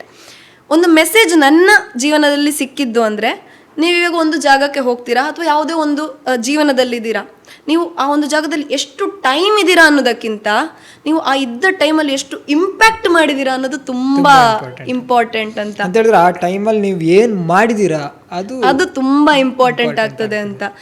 For example ನನ್ನ ಅಮ್ಮನೇ ಇರ್ಬೋದು, ಅವರು ತೀರಿ ಹೋಗಿ 25 ವರ್ಷ ಆಗಿರ್ಬೋದು, ಆದರೆ 25 ವರ್ಷದ ಹಿಂದೆ ಅವರ ಸಂಬಂಧಪಟ್ಟಂತೆ ಯಾರೋ ಫ್ರೆಂಡ್ಸ್ ಇರ್ಬೋದು ಅಥವಾ ಫ್ಯಾಮಿಲಿ ಮೆಂಬರ್ಸ್ ಇರ್ಬೋದು, ಈಗಲೂ ಅವರನ್ನು ನೆನೆಸಿಕೊಂಡು ಅವ್ರು ಹೇಳಿದ ಮಾತುಗಳು, ಅವರ ಇದ್ದ ರೀತಿ, actually she is a stage person. ಬಹುಶಃ ಅಮ್ಮ ಇರ್ತಿದ್ರು ತುಂಬಾ ಖುಷಿ ಪಡ್ತಿದ್ರು ಅಂತ ಅನ್ನಿಸ್ತದೆ. ಈ ಒಂದು ಯಶಸ್ಸನ್ನ ನೋಡಿ ತುಂಬಾ ಖುಷಿ ಪಡ್ತಿದ್ರು ಅಂತ ಅನ್ನಿಸ್ತದೆ. ಖಂಡಿತ. ನಾನು ಇವಳಿಗೆ ಆಗಾಗ ಒಂದೊಂದು ಕ್ವಶನ್ ಕೇಳಿದ್ದೆ. ಏನು? ನಿನಗೆ ಈಗ ಹಿಸ್ಟ್ರಿಯಲ್ಲಿ ಹೋಗಿ ಏನಾದ್ರೂ ಚೇಂಜ್ ಮಾಡಬೇಕಂದ್ರೆ ಏನ್ ಆಡ್ತೀಯಾ ಅಂತ. ಅದಕ್ಕೆ ಇವಳು ಹೇಳಿದ ಆನ್ಸರ್ ನನಗೆ ಇಷ್ಟ ಆಯ್ತು. ಏನಂದ್ಲು? ನಾನು ಹೇಳಿದ್ದೇನಪ್ಪ ಅಂದ್ರೆ, ನನಗೆ ಭವಿಷ್ಯದಿಂದ ನನ್ನ ಭೂತಕಾಲಕ್ಕೆ ಹೋಗಿ ಏನು ಬದಲಾಯಿಸಬೇಕು ಅಂತ ನನಗೆ ಅನಿಸೋದಿಲ್ಲ. ನನಗೆ ಈಗ ಇರುವ ನನ್ನ ಜೀವನವನ್ನು ನೋಡಿ ನನಗೇನಿಸ್ತಿದೆ ಅಂದರೆ, ಒಂದು 25 ವರ್ಷ ಹಿಂದೆ ಹೋಗಿ ನನ್ನ ಅಮ್ಮನ ಕೈ ಹಿಡಿದು ಅವರಿಗೆ ಹೇಳಬೇಕು ಅಂತ ಅನಿಸ್ತಿದೆ, ಅಮ್ಮ, ನಿನ್ನ ಮಗಳು ನಿನ್ನ ಅರ್ಧಕ್ಕೆ ನಿಂತ ಕನಸುಗಳನ್ನು ಈ ರೀತಿಯಾಗಿ ಪೂರೈಸ್ತಾ ಇದ್ದಾಳೆ, ಹೆದರಬೇಡ, ಖುಷಿಯಾಗಿರು. ಸೂಪರ್, ನಿಜವಾಗ್ಲೂ ಕರೆಕ್ಟ್ ನೀವು ಹೇಳಿದ್ದು. ಅವರ ಎಲ್ಲ ಅರ್ಧಕ್ಕೆ ನಿಂತ ಜರ್ನಿನ ಮುಂದುವರಿಸಿ ಕಂಪ್ಲೀಟ್ ಮಾಡೋದೇ ನನ್ನ ಜೀವನದ ಗೋಲ್. ಹಾಗೆ ಸೀರಿಯಲ್ ಅಲ್ಲಿ ಯಾವ್ದ್ರಲ್ಲೆಲ್ಲ ಆಕ್ಟ್ ಮಾಡಿದ್ದೀರಾ? ಸೀರಿಯಲಲ್ಲಿ ನಾನು ಆಲ್ಮೋಸ್ಟ್ ಈಗ ಸ್ಟಾರ್ ಸುವರ್ಣದಲ್ಲಿ ಮಾಡಿದ್ದೆ, ಆಮೇಲೆ ಮಾಡಿದ್ದೀನಿ. ಆಮೇಲೆ ಇದು ಆಬ್ವಿಯಸ್ಲಿ ಮಹಾನಟಿ, ಜಿ ಕನ್ನಡ, ಕಲರ್ಸಲ್ಲಿ ಶಾಂತಂ ಪಾಪಂ, ಆಮೇಲೆ ಕೆಲವು ನ್ಯೂಸ್ ಚಾನಲ್ಸ್, ಡೈಜಿ ವರ್ಲ್ಡಲ್ಲಿ ಕೂಡ ನಾನು ಪಾರ್ಟಿಸಿಪೇಟ್ ಮಾಡಿದ್ದೀನಿ. ಇವಾಗ ಅದರಲ್ಲೂ ಕೆಲವು ಶೋಸ್ ಬರ್ತಾ ಇದೆ. ಸೊ ಇವಾಗ ನಿಮ್ಮ ಭರತವಾಣಿ ನ್ಯೂಸ್ನಲ್ಲಿ ಬಂದಿದ್ದೇನೆ. ಎಕ್ಸಾಕ್ಟ್ಲಿ ಅದನ್ನ ಬಿಟ್ಟಿಯಲ್ಲ ರೈತಿ. ಅಂತೂ ಫೈನಲಿ ಬಂದಿದ್ದೀರಾ. ತುಂಬಾ ನಾನು ಬಂದಿದ್ದೇನೆ, ನನ್ನ ಹೇಳುದಿಲ್ಲ. ಚಿಂಟು ಯಾವಾಗಿಂದ ಕರಿತಾ ಇದ್ದ ಹೌದು ಅಂತ. ಸೊ ಈ ಥರ ಎಲ್ಲವನ್ನು ಮಾಡಿಕೊಂಡು ಕೆಲವು ಸೀರಿಯಲ್ಸನ್ನ ಮಾಡಿದ್ದೀನಿ. ಆದರೂ ಇನ್ನು ಲೀಡ್ಗೆ ಇನ್ನೂ ನಾನು ಹೋಗಿಲ್ಲ, ನೋಡೋಣ ಭವಿಷ್ಯದಲ್ಲಿ. ಅಂದ್ಕೊಂಡಷ್ಟು ಸುಲಭ ಇಲ್ಲ ಈ ಫೀಲ್ಡ್ ಆ್ಯಕ್ಚುಲಿ. ಸೊ ನನಗೆ ದೂರದ ಬೆಟ್ಟ ಕಣ್ಣಿಗೆ ನುಣ್ಣಗೆ. ನನಗೊಂದು ಕಾಣೋದೇನು ಅಂತ ಹೇಳಿದ್ರೆ, ನಟಿಯಾಗಿ ಅದು ಹುಡುಗಿಯರಿಗೆ ಎಷ್ಟು ಚಾಲೆಂಜಿಂಗ್ ಇರ್ತದೆ ಅಂತ ಅನ್ನಿಸ್ತದೆ. Next level. ಹೌದಾ? ತುಂಬಾ ಕಷ್ಟ ಇರ್ತದೆ. ಇವನು ನೋಡಿದ್ದೇನೆ, ಇವನು ಮೊದಲು ಹೇಳ್ತಿದ್ದದು, ಅದೆಂತ ನೀನು ಆರಾಮದಲ್ಲಿ ಹೋಗಿ ಇರೋನಾಗು, ನೋಡ್ಲಿಕ್ಕೆ ಚಂದ ಇದೆ, ಎಂತ ಆಗ್ಬೇಕು ನಿಂಗೆ ಅಂತ. ಹೇಳ್ತಿದ್ದೆ. ಇವಳು ಹಾಡು ಒಂದೊಂದು ಆಕ್ಷನ್ ಉಂಟಲ್ಲ, ಇವಳಿಗೆ ಎಕ್ಸ್ಪ್ರೆಷನ್ ಕ್ವೀನ್ ಅಂತಲೇ ಹೆಸರಿತ್ತು ಕಾಲೇಜಲ್ಲಿ. ಹೌದಾ? ಯಾಕೆಂದ್ರೆ ನಾನು ಓವರ್ ಆಗಿ ಎಕ್ಸ್ಪ್ರೆಷನ್ ಎಲ್ಲ ಕೊಡ್ತಿದ್ದೆ, ಓವರ್ ಆಕ್ಟಿಂಗ್ ಮಾಡ್ತಿದ್ದೆ, ಅದೆಲ್ಲ ಜಾಸ್ತಿ ಇತ್ತು. ಆಮೇಲೆ ನಾಟಕದಲ್ಲೆಲ್ಲ ಮಾಡಿದಾಳೆ. ಹೌದೌದು, ರಂಗಭೂಮಿ ಒಂದು ಟಚ್ ಇತ್ತು. ಸ್ವಲ್ಪ ನಾನು ನಾಟಕಗಳಲ್ಲೆಲ್ಲ ಭಾಗವಹಿಸ್ತಿದ್ದೆ, ಭರತನಾಟ್ಯ, ಯಕ್ಷಗಾನ, ಇದಲ್ಲೆಲ್ಲ ಮಾಡಿ ಇದೊಂದು ಸ್ಟೇಜ್ ಫಿಯರ್ ಅನ್ನೋದು ಅದು ಹುಟ್ಟಿದಾಗ್ಲೂ ಇರಲಿಲ್ಲ, ಹೋಗಿದ್ದಾಳೆ ಸೀದಾ. ಸೊ ಆ ಥರ ನಾನು ಇದ್ದವಳು. ಸೊ ಇಷ್ಟೆಲ್ಲ ನಾನು ಮಾಡ್ತಾ ಇದ್ದೆ. ಮಾಡ್ತಾ ಜೊತೆಗೆ ಈ ಒಂದು ಫೀಲ್ಡ್ಗೆ ಬಂದಾವಾಗ ಅದರಲ್ಲಿರುವಂಥ ಸತ್ಯಾಸತ್ಯತೆಗಳು ತುಂಬ ಗೊತ್ತಾಯಿತು. ಯಾಕಂತ ಹೇಳಿದ್ರೆ ಅಲ್ಲಿ ಹೋದಾಗ ಎಷ್ಟೋ ವಿಚಾರಗಳು ನಮಗೆ ನೋಡಲಿಕ್ಕೆ ಸಿಗ್ತದೆ, ಅನುಭವಕ್ಕೆ ಸಿಗ್ತದೆ. ಏನೇನೋ ಹೇಳ್ತಾರೆ, ಏನೇನೋ ಕೇಳ್ತಾರೆ, ಎಲ್ಲ ಕೇಳಿಸ್ಕೋಬೇಕು. ಕೇಳಿದ್ರು ಕೇಳದೇ ಇರೋ ಥರ ಇರಬೇಕು. ಈ ಥರದ ಒಂದು ಸಿಚುವೇಶನ್ಸ್ ಎಲ್ಲ ಬರುತ್ತೆ. ಆದರೂ ನಮ್ಮ ಒಂದು ಏನು ಹೇಳ್ತಾರೆ, ಸೆಲ್ಫ್ ರೆಸ್ಪೆಕ್ಟ್ ಯಾವತ್ತೂ ಬಿಡಬಾರ್ದು. ನಮ್ಮೊಳಗಿರುವಂಥ ಆತ್ಮವಿಶ್ವಾಸ, ನಮ್ಮೊಳಗೆ ನಮಗೆ ಎಲ್ಲಿವರೆಗೂ ನಂಬಿಕೆ ಇರ್ತದೆ ಅಲ್ಲಿವರೆಗೆ ನಮ್ಮನ್ನು ಯಾರು ಏನು ಮಾಡಲಿಕ್ಕಾಗೋದಿಲ್ಲ. ಮತ್ತು ಈಗ ಕೆಲವರು ಹೇಳ್ತಾರೆ, ಹುಡುಗಿಯರು ಸರಿ ಇಲ್ಲ, ಹುಡುಗಿಯರು ಹಾಗೆ, ಹುಡುಗಿಯರ್ದು ಹೀಗೆ ಆಯಿತು, ಅಲ್ಲಿ ಹೋಗಿ ಎಂದಾಯಿತು. ಅದು ನಿಜ ಹೇಳಬೇಕು ಅಂತಂದರೆ ಐ ಅಗ್ರಿ, ಹುಡುಗಿಯರ ಮಿಸ್ಟೇಕಿಂದಲೇ ತಪ್ಪಾಗೋದು. ಹೇಗೆ ಅಂತ ಹೇಳ್ಬೋದು? ಇದು ನಾನು ಗೊತ್ತಿಲ್ಲ, ನನಗಿದ್ರಾಗೆ ವಿಷಯ ಗೊತ್ತಿಲ್ಲ, ನಾನಿಲ್ಲ, ಇವಳ ಹತ್ರ ಕೇಳಿ. ಹೌದು, ಯಾಕಂತಂದರೆ ನನ್ನ ಪ್ರಕಾರ ಈಗ ಕೆಟ್ಟ ಘಟನೆಗಳೆಲ್ಲ ನಡೆಯುವುದಕ್ಕೆ ಕಾರಣ ಹುಡುಗಿಯರಿರ್ಬೋದು, ಹುಡುಗಿಯರ ಬಟ್ಟೆ ಅಲ್ಲ. ಯಾಕಂದರೆ ಇದು ನಾನು ಬಹಳಷ್ಟು ಸಮಾಜದಲ್ಲಿ ಕೇಳ್ಪಡ್ತಿರುವಂಥದ್ದು ವಿಷಯ. ಅದೇ ನಾನು ಆಗಲೇ ಹೇಳಿದಾಗೆ, ಹೆಣ್ಣು ಮಕ್ಕಳಿಗೆ ಒಂದು ದೊಡ್ಡ ಪ್ರಾಬ್ಲಮ್ ಇದೆ. ಏನಪ್ಪ ಅಂತಂದರೆ ಸಮಾಜದಲ್ಲಿ ಎಲ್ಲದಕ್ಕೂ ಹುಡುಗಿ ಹುಡುಗಿ ಹುಡುಗಿ ಅಂತಾರೆ. ಈಗ ಅಂತ ಅವಳು 6 ಗಂಟೆ ಆಯಿತು ಮನೆಗೆ ಬರಲಿಲ್ಲ, ಅವಳು ಹುಡುಗಿ ಮರ 6 ಗಂಟೆ ಆದರೂ ಬರಲಿಲ್ವಾ? ಹುಡುಗಾದ್ರೆ ಕೇಳ್ತಾರೆ ಇಲ್ಲ. ಅವಳು ಹುಡುಗಿ ಅಂತ ಅವಳು ಅಲ್ಲಿಗೆಲ್ಲ ಹೋಗ್ತಾಳೆ, ಯಾರೊಟ್ಟಿಗೆ ಬೈಕಲ್ಲಿ ಹೋದಂತೆ ಹುಡುಗಾರ ಕೇಳ್ತಾರ ಇಲ್ಲ. ಹುಡುಗಿ ಅಂತ ಹೇಳೋದು ಅದು ಜೆಂಡರ್ ಅಷ್ಟೇ, ಅದನ್ನು ಕಾರಣ ಯಾಕೆ ಹೇಳ್ತೀರಾ? ಅದು ಜೆಂಡರ್. ಈಗ ಹುಡುಗ ಅಥವಾ ಜೆಂಡರಲ್ಲಿ ಟಿಕ್ ಹಾಕೋದಿಲ್ವ, ಹೆಣ್ಣು ಗಂಡು ಅಷ್ಟೇ, ಅದನ್ನು ಕಾರಣವಾಗಿ ಯಾಕೆ ಕೊಡ್ತೀರಾ? ನಾನು ಇದನ್ನು ಎಲ್ಲಿ ಹೋದ್ರೂ ಪ್ರತಿಭಟಿಸ್ತೇನೆ ಇದರ ವಿರುದ್ಧ. ನನಗಿಷ್ಟ ಇಲ್ಲ, ಕಾರಣವಾಗಿ ಯಾಕೆ ಹೇಳ್ತೀರಾ? ಕಾರಣ ಅಲ್ಲ ಅದು. ಹಾಗಾಗಿ ಹುಡುಗಿಯರನ್ನು ಕಾರಣವಾಗಿ ಪ್ರಪಂಚ ನೋಡೋದ್ರಿಂದ, ಸೊಸೈಟಿ ಆ ಥರ ಇರೋದ್ರಿಂದ ಹುಡುಗಿಯರು ಆದಷ್ಟು ಅವರ ತನ್ನಂಬಿಕೆಯನ್ನು ಉಳಿಸಿಕೊಂಡು ಸರಿಯಾದ ದಾರಿಯಲ್ಲಿ ಹೋಗೋದಕ್ಕೆ ಜಾಸ್ತಿ ನೋಡಬೇಕು. ಹಾಗೆ ಬಹುಶಃ ತಪ್ಪು ದಾರಿ ಹಿಡಿಯೋದಕ್ಕೆ ಇಲ್ಲಿ ತುಂಬಾ ಅವಕಾಶಗಳಿರುತ್ತೆ, ಅದಂತೂ ನಾನು ಸತ್ಯ ಒಪ್ಪಿಕೊಳ್ತೇನೆ. ಹಾಗೆ ಇನ್ನೊಂದೇನು ಅನ್ನಿಸ್ತದೆ ಅಂತ ಹೇಳಿದ್ರೆ, ಬಹುಶಃ ಹುಡುಗಿಯರು ಕೂಡ ಬೆಳಿಬೇಕು ಅಂತ ಅವಕಾಶಗಳು ತುಂಬಾ ಇದೆ ಅಂತ. ಅಯ್ಯೋ ತುಂಬಾ ಸಾಕಷ್ಟು ತಪ್ಪು ಅವಕಾಶಗಳು ತುಂಬಾ ಇದೆ. ಈಗ ಅದನ್ನ ಯೋಚನೆ ಅಂದ್ರೆ ಮೊದ್ಲಿನಕ್ಕಿಂತ ಈಗ ಎಷ್ಟೋ ಬೆಟರ್. ಖಂಡಿತ ಖಂಡಿತ ಅದು ನಿಜ. ಯಾಕಂದ್ರೆ ಇವತ್ತು ಯಾವುದೇ ಹೈಯೆಸ್ಟ್ ಪೋಸ್ಟ್ ಅಲ್ಲಿ ಹುಡುಗಿಯರಿದ್ದಾರೆ. ಹೌದು. ಅದಲ್ಲದೆ ಎಲ್ಲಾ ಫೀಲ್ಡಿಗೂ ಕೂಡ ಹುಡುಗಿಯರು ಬರ್ತಾ ಇದ್ದಾರೆ. ಅದೊಂದು ಖುಷಿಯ ವಿಚಾರ ಅಂತ ನಾನು ಹೇಳ್ಬೇಕು. ಮೋಸ್ಟ್ಲಿ ಅದು ನಿಜ. ಈಗ ನೋಡಿ ಎಂಟ್ರಿ ಲಾಕಿಸೋನಲ್ಲ ಹುಡುಗಿ, ಒಂದು ಹುಡುಗನನ್ನು ಆಟ ಆಡಿಸ್ತಿರೋದು ಹುಡುಗಿ. ಈ ಹುಡುಗಿಯರು ಬಂದ್ರೆ ಯಾರಿಗೆ ಖುಷಿ ಆಗ್ತದೆ ಇಲ್ವಾ? ಚಿಂಟುಗಂತೂ ಖುಷಿ ಆಗ್ತದೆ. 101%. ಸೊ ಹುಡುಗಿಯರಿಗೆ ಕಷ್ಟಗಳು ಸಾಮಾನ್ಯದ ಲೆವೆಲಲ್ಲ, ನೆಕ್ಸ್ಟ್ ಲೆವೆಲಲ್ಲಿ ಇರ್ತದೆ. ಸೆಕ್ಯೂರಿಟಿ ಅಂತ ಬಂದಾಗಲೂ ಕೂಡ ಬಹಳಷ್ಟು ಕಷ್ಟ ಇರ್ತದೆ. ಈಗ ನಾನು ಕೂಡ ಎಷ್ಟೋ ಜನರಿಗೆ, ನನ್ನ ಫ್ಯಾಮಿಲಿ ಮೆಂಬರ್ಸಿಗೆ ನಾನು ಕ್ಲಾರಿಟಿ ಕೊಡ್ತಿದ್ದೀನಿ ಇದರಲ್ಲಿ ಅಂತ ಅನ್ಕೊಳ್ಬೋದು. ಬಿಕಾಸ್ ಎಷ್ಟೋ ಜನ ನಾನು ಎಲ್ಲೇ ಹೋದ್ರು ಸಹ ನನ್ನ ಅಪ್ಪನಿಗೆ ಒಂದು ಕಾಲ್ ಬರ್ತದೆ, ಅವಳನ್ನಲ್ಲಿಗ ಕಳಿಸ್ಬೇಡಿ, ಅವಳಲ್ಲಿಂದ ಅಂತ ಕಳ್ಕೊಳ್ಳಿಕ್ಕೆ ಇಷ್ಟವ ನಿಮಗೆ ಮಗಳನ್ನು? ಬೇಕಾ? ಎಂತ ಆಸೆ ಇಲ್ವ ಮಗಳದ್ದು? ಅವಳನ್ನು ಮದುವೆ ಮಾಡುವ ಐಡಿಯಾದಲ್ಲಿ ಇಲ್ವಾ? ಎಂತೆಂಥ ಮಾತುಗಳು. ಆ್ಯಕ್ಚುಲಿ ನಾನು ಕೆಲವೆಲ್ಲ ಹೇಳಲಿಕ್ಕೆ ಆಗೋದಿಲ್ಲ, ಅಂಥದ್ದೆಲ್ಲ ಮಾತುಗಳೆಲ್ಲ ಕೇಳ್ಪಟ್ಟಿದ್ದೇವೆ. ಅಪ್ಪ ಅದನ್ನು ಹೇಗೆ ವಿರೋಧಿಸಿಕೊಂಡು ಅದನ್ನೆಲ್ಲ ಒಂದು ಸಹಿಸಿಕೊಂಡು ಬಂದಿದ್ದಾರೆ, ಅದು ನನ್ನ ಅಪ್ಪನಿಗೆ ಅದರ ಹೋರಾಟದ ಒಂದು ಇದ್ರ ಗೊತ್ತಿರೋದು. ಆ ಥರದ್ದೆಲ್ಲ ಮಾತುಗಳು ಕೇಳಬೇಕಾಗ್ತದೆ. ಅದೆಲ್ಲವನ್ನು ಮೆಟ್ಟಿ ನಾವು ನಿಲ್ಬೇಕಾಗ್ತದೆ. ಇವಾಗ ಕಾಲೆಳೆಯೋರು ಇರ್ತಾರೆ, ಕಾಲೆಳೆದು ನಮ್ಮನ್ನು ಕೆಳಗೆ ಹಾಕಿ ತುಳಿಯೋರು ಇರ್ತಾರೆ. ಅವರಿಗೆಲ್ಲ ನಾನು ಹೇಳೋದು, ನಾನು ಒಬ್ಬಳೆ ಹೋಗ್ತಿದ್ದೇನೆ, ಹೌದು ಎಲ್ಲ ಕಡೆ ಇವನು ಇದ್ದಾನೆ, ಅದು ಬೇರೆ ವಿಷಯ. ಬಟ್ ಅದಲ್ಲದೆ ಜೋಕ್ಸ್ ಅಪಾರ್ಟ್, ನಾನು ಒಬ್ಬಳೆ ಹೋಗ್ತಿದ್ರು ಕೂಡ ನಾನು ಹೋಗಿ ಆ ಕಡೆ ರೀಚ್ ಆಗ್ತಾನಲ್ಲ, ಆ ಜಾಗದಲ್ಲಿ ನನ್ನದೊಂದು ಜನವನ್ನು ಇಟ್ಟಿರ್ತೇನೆ. ಅಥವಾ ನಾನೀಗ ಇಲ್ಲೆಲ್ಲೋ ಒಂದು ಕಡೆ ಹೋಗ್ತಿದ್ದೇನೆ ಅಂದರೆ ನನಗೆ ಅಷ್ಟು ಅವರ ಮೇಲೆ ಟ್ರಸ್ಟ್ ಇದ್ರೆ ಮಾತ್ರ ನಾನು ಹೋಗ್ತೇನೆ. ಅದಕ್ಕೆ ನನ್ನದು ಇನ್ನೂ ಕೂಡ 250 ಶೋಸ್ ಎಲ್ಲ ಇನ್ನೂ ಇದೆ. ನನ್ನದು ಇನ್ನೂ 1000 ಶೋಸ್ ಆಗಲಿ. ನಾನು ಅಷ್ಟೊಂದು ನಾನು ಎಕ್ಸ್ಪ್ಲೋರ್ ಮಾಡಲಿಲ್ಲ. ಮಾಡಿದರೆ ಆಗ್ತಿತ್ತೇನೋ, ಬಟ್ ನಾನು ಮಾಡಲಿಲ್ಲ. ನನ್ನ ಸೇಫ್ಟಿ ನೋಡಿಕೊಂಡೇ ಹೋಗ್ತಿದ್ದೇನೆ, ಸ್ಲೋ ಆಗಿ ಹೋಗ್ತಿದ್ದೇನೆ. ಹೇಳ್ತಾರಲ್ಲ, ಬೇಗ ಸಕ್ಸಸ್ ಸಿಕ್ಕರೆ ಬೇಗ ಬೀಳ್ತಾರೆ, ಸ್ಲೋ ಸಕ್ಸಸ್ ಇದ್ರೆ ಪರ್ಮನೆಂಟ್ ಆಗಿರ್ತಾರೆ ಅಂತ. ಆ ದಾರಿಯಲ್ಲಿ ನಾನಿದ್ದೇನೆ. Family members please listen. ಬಹುಶಃ ನನ್ನ ಪ್ರಕಾರ ಅದೇ ಬೆಟರ್. ಅಂದ್ರೆ ನೀವು ನಿಧಾನ ಹೋದಷ್ಟು ಒಳ್ಳೇದು, ಕಲಿಯುವುದು ಜಾಸ್ತಿ. ಎಕ್ಸಾಕ್ಟ್ಲಿ. ಜೊತೆಗೆ ಪ್ರತಿಯೊಂದು ಹೆಜ್ಜೆಯಲ್ಲಿ ಕಲಿತಾ ಹೋಗ್ಬೋದು. ಹಾಗೆ ಒಮ್ಮೆಲೆ ಸಕ್ಸಸ್ ಅದರಲ್ಲಿ ಅಷ್ಟು ಇದಿರುವುದಿಲ್ಲ. ಬಟ್ ನಿಮಗೆ ನೆಕ್ಸ್ಟ್ ಸಕ್ಸಸ್ ಸಿಗ್ತಲ್ಲ, ಅದು ತುಂಬಾ ಒಂದು ದೊಡ್ಡ ಮಟ್ಟದಲ್ಲಿ ಅದು ಖುಷಿ ಕೊಡುವಂಥದ್ದು ಅಂತ. ಖಂಡಿತ. ಈಗ ನಮಗೆ ಸಕ್ಸಸ್ಸಿಗೆ ಹರ್ಡಲ್ಸ್ ತುಂಬ ಇರ್ತದೆ ಅಂತ. ಕ್ರಿಟಿಸಿಸಮ್ ತಗೊಳ್ಳಿ, ಎಷ್ಟು ಜನ ಬೇಕು ಅವಳಿಗೆಂತ ಅಂತ ಹೇಳಿ ಶುರು ಆಗ್ತದೆ. ಅಯ್ಯೋ ಅವಳ ಎಷ್ಟು ಎಕ್ಸ್ಪ್ರೆಷನ್ಸ್ ಬೇಕು ನಿಮಗೆ ಜನರದ್ದು. ಅವರಿಗೆ ನಾನು ಹೇಳೋದಿಷ್ಟ ಒಂದು ಅಂತ, ಇನ್ನೊಬ್ಬರ ಮನೆಯ ಕಿಟಕಿಯಲ್ಲಿ ಇಣಿಕಿ ನೋಡುವವರಿಗೆ ನಾನು ಹೇಳೋದಿಷ್ಟೇ, ಫಸ್ಟ್ ನಿಮ್ಮ ಬಟ್ಲಲ್ಲಿರುವಂಥ ಹೆಗ್ಗಣವನ್ನು ತೆಗಿಲಿಕ್ಕೆ ನೋಡಿ, ಮತ್ತೆ ಇನ್ನೊಬ್ಬರ ಬಟ್ಲಿನ ನೊಣಕ್ಕೆ ಬನ್ನಿ. ನಿಮ್ಮದ ಮನೆಯಲ್ಲಿ ಎಂತ ಆಗ್ತಿರ್ತದೆ ನಿಮಗೆ ಗೊತ್ತಿಲ್ಲ, ಇನ್ನೊಬ್ಬರದ್ದು ಎಂತ ಬೇಕು ಅದೇ ಇಂಪಾರ್ಟೆಂಟ್. ಯಶ್ ಅವರ ಡೈಲಾಗ್ ಉಂಟಲ್ಲ, ಅದೌದೌದು, ಯಶ್ ಅವರ ಡೈಲಾಗೆ ಉಂಟಲ್ಲ. ನೀನ್ ಹೇಳ್ತೀನಿ, ನಾನು ಹೇಳ? ನೀನಲ್ಲ ಫ್ಯಾನ್. ಹೌದು, ನಾನದು ಡೈ ಆರ್ಟ್ ಫ್ಯಾನ್ ಯಶ್ ಅವ್ರದ್ದು. ಅಂದ್ರೆ ಅವರದೊಂದು ಡೈಲಾಗ್ ಇದೆಯಲ್ಲ, ಕಾಲೆಳೆಯೋರು ಯಾವತ್ತಿದ್ರು ಕಾಲ್ ಕೆಳಗಡೆ ಇರ್ತಾರೆ, ಪ್ರೀತಿ ಅಭಿಮಾನದಿಂದ ಇರೋರು ಹೃದಯದಲ್ಲಿ ಇರ್ತಾರೆ ಅಂತ. ಎಕ್ಸಾಕ್ಟ್ಲಿ. ಈಗ ಆಚೆ ಈಚೆ ಮನೆಯವರೆಲ್ಲ ತೆಗ್ದು ಕಲ್ಲಿಡ್ತಾರಲ್ಲ. ಹೌದು, ನಿಜ ಹೇಳ್ತಾನೆ. ಕಲ್ಲಿಡ್ಕೋದು ಅಂತ ಹೇಳಿದ್ರೆ ನಾವೇನೋ ಒಂದು ಸಾಧಿಸಿದ್ವಿ ಅಂತ ನಾವು ಅನ್ಕೊಂಡಿರ್ತೇವೆ, ನಾವು ಎಷ್ಟು ಕಷ್ಟಪಟ್ಟಿರ್ತೇವೆ, ಆ ಒಂದು ಸಣ್ಣ ಒಂದು ಸಕ್ಸಸ್ಸಿಗೆ ಅನ್ನೋದು ನಮಗೆ ಗೊತ್ತಿರ್ತದೆ. ಆ ಒಂದು ಟೈಮಲ್ಲಿ ಕೂಡ ಬಂದು ನೀನು ಎಂತ ಮಾಡಿದ್, ಹೀಗೆ ಆಯ್ತಲ್ಲ ನಿನ್ನ ಜೀವನ ಅಂತ ನಂಗೆ ಬೇಜಾರಾಗ್ತದೆ. ಎಂತಾಗಿದೆ ನನ್ನ ಜೀವನಕ್ಕೆ? ಎಕ್ಸಾಕ್ಟ್ಲಿ, ನಮ್ಮಂತ ಒಂದು ಹುಡುಗ ಇದ್ದಾನೆ, ಅದೇಕಾಗಬೇಕು? ಸೀರಿಯಸ್ಲಿ, ಎಂತಾಗಿದೆ ನನ್ನ ಜೀವನಕ್ಕೆ?